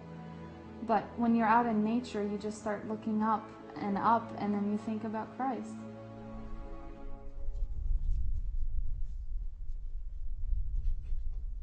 So we're standing in the room here of our micro hydro. As you can tell, the water comes in from our holding cistern up at the top of the hill there. It goes through this pressure gauge here. As you can tell, we have about 45 pounds per square inch pressure. It goes through this tube and into the Harris micro hydro generator. And actually what this is this water jet over here. It strikes the Pelton wheel and spins this, and this alternator here, which is actually an alternator from an automobile, this alternator here at the top creates the electricity, and it goes to the transformer here and then goes up to the house. So this is our micro hydro system, and this creates about 2.5 amps at 48 volts, so this gives us about 125 watts. So we're standing here below the solar panels. As you can see, there's 10 separate solar panels here. From the house, it looks really small, but when you get up there, you actually see how big the structure actually is. And it's actually high enough off the ground because in the winter, you may get snow that comes quite a bit ways up here. It could be 5 or 6 feet up. So the panels have to be up higher in order to be above the level of the snow in the winter. And also, it's at a fairly steep angle, so generally when the sun hits the solar panels, any ice that may have been formed on there, or snow, usually melts off and slides right off to the area right in front of the panels here. These 10 panels are all wired together and go into this combiner box, which obviously combines the wires and makes the wires from the 10 panels go into these 2 wires which go over to the house.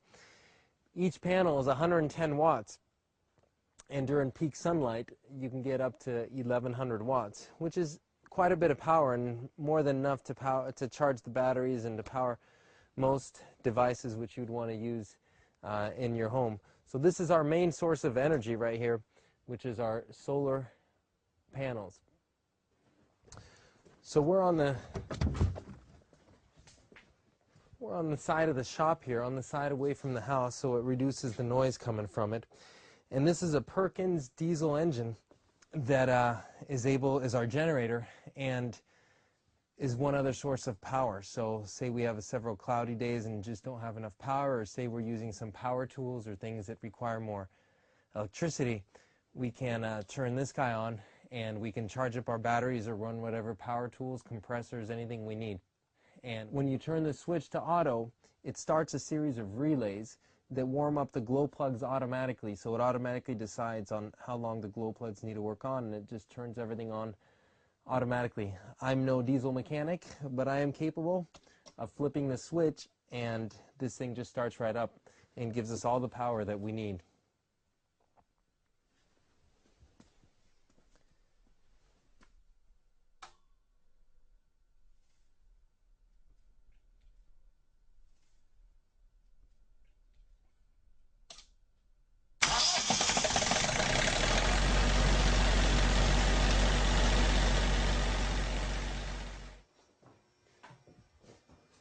So we're standing in our power room here, and this is the room where all the electricity from the hydro, from the solar panels, and from the generator, it all converges in this place.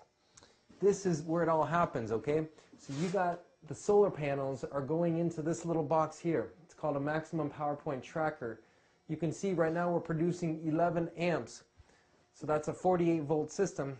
So that's over 500 watts that we're putting out right now from the solar panels, and that electricity is going through this device into the batteries that are underneath here. So here we've actually got 16 batteries that store all the electricity for the house, and all these devices here, they help control that. Now this system may seem a little overwhelming at first, and it was to us. We didn't put this system together. We bought the house, and that was one of the selling points to us, that it came with all this stuff ready installed. But and this system may be more than most people need, in that it has, you know, more inputs and more devices, and some of these things are a little bit bigger than your standards. This is actually a 48 volt system. So and you can get a 12, 24, or 48. So this is actually one of the bigger systems. But you know, with a little bit of time and a little bit of studying, you know, everything actually kind of comes together. You understand, well, electricity comes in through there, it goes through here, and it goes into the batteries. Everything starts to make sense. Now, that's not something that will happen instantly. It may take a little bit of living with it and playing and talking to people, and then you may have a little problem or two, and you may need to problem solve it, and in the process of doing that, you start learning what all the different buttons do and what all the different settings do. You know, part of the fun of this is my wife and I, we actually now can tell you how many amps every single device we have hold, how much it takes. This little meter here, and we have two of them, there's one upstairs too, you can tell your battery's full and what the volts of the whole system are. This little number here, the 4.9 amps, that's net into the system. We've got 4 amps going in. And as you have your own solar systems, and as both my wife and I, we each look, and every time we plug something in, we see how much electricity, you become much more conscious. When we lived in the city and we were completely on the grid, we'd turn things on and off, we never twice thought about how much electricity they're wasting. Well, you know, when you start getting an off-grid system, you start thinking more carefully. You start turning the lights off when you leave the room. And I just think those are just good general habits to have. And that's one of the other fun parts that we've learned about living off the grid, is we only have the devices on that we need. Yeah, we enjoy being by ourselves. We enjoy being out here with no neighbors close by and all that. But that doesn't mean that's all we do. That doesn't mean we're just by ourselves. In fact, we love to entertain, and almost every weekend we have people over. We enjoy that very much, and we like to show people how we live and encourage people that it is possible to live like this. And we do enjoy having people over, so we are not hermits by any means. Yeah. Well, I know some people think you'll just move out to the hills and just become a hermit. No, that's not the point of this. We interact with, you know, dozens and hundreds of people every day and week. But it's so nice to have this little safe haven, our little getaway, where, you know, at the end of the day, you can come out here, or you can choose to invite and who you want to spend time with. Because I think we all need that time, and that's something I noticed when I was in the city. It really was a lot harder to just relax, because there's always, I mean, you look out the window, you hear traffic, you hear honking, there's ambulances, sirens, you know, airplanes flying above you, you know, cars screeching, you know, neighbors talking. You just see the hustle and bustle of the city, and that affects you. And it's just nice to be somewhere where everything is just peaceful.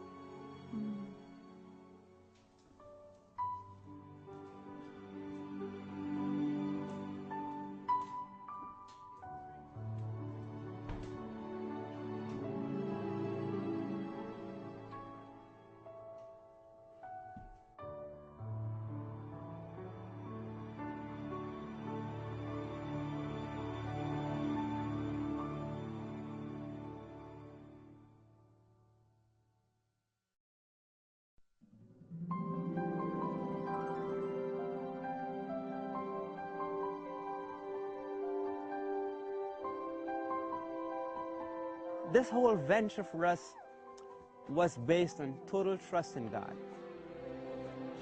Gives you an opportunity to jump off that treadmill and really be able to slow down so you can hear God's voice and hear what He's talking to you, and I'd never go back.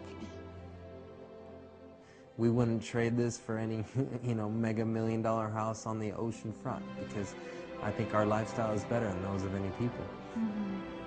And I want to be part of the solution and not part of the problem. It's patriotic to be as little dependent on the system as you can, because then in an emergency you're not going to be a liability, you'll be an asset.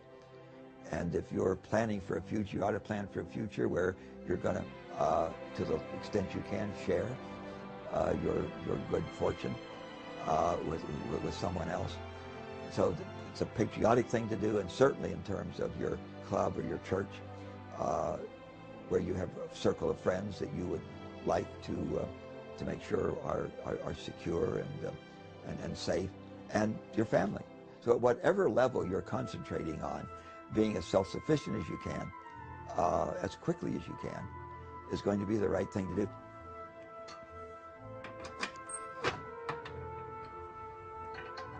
I really like heating with wood. When we left the city years ago, we left the rat race. We moved to the country, to the mountains, because we were wanting to become more independent from the systems of the world. Living in the city was insanity, where we were dependent on everyone else for just about for every basic necessity of life. Out here in the mountains in the country, we have our own independent wood supply in the form of trees. This is wonderful. I really like heating with wood. There's nothing like backing up to this wood stove. When you really want to get warm, then you can pull away when you get warm enough. We also have our independent water supply from a water source here on this property. And in the summertime, we'll be getting our food from the garden. And as our orchards develop, we'll be getting our food from them.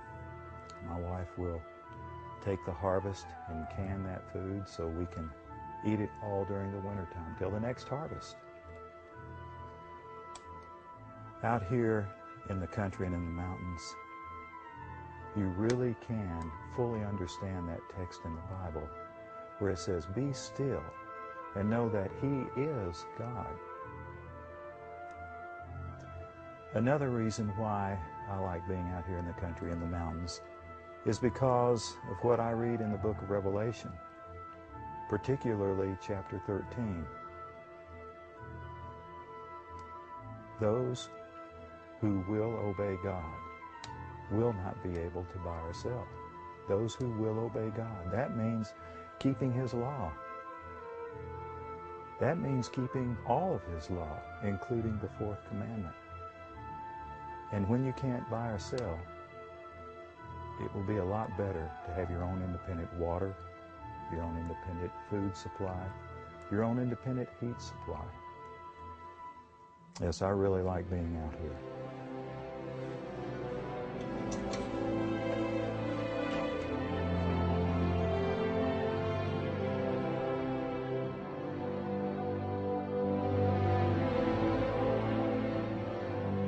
So with the great majority of the best and noblest men of all ages. Read the history of Abraham, Jacob and Joseph, of Moses, David and Elisha. Study the lives of men of later times who have most worthily filled positions of trust and responsibility. How many of these were reared in country homes? They knew little of luxury. They did not spend their youth in amusement. Many were forced to struggle with poverty and hardship.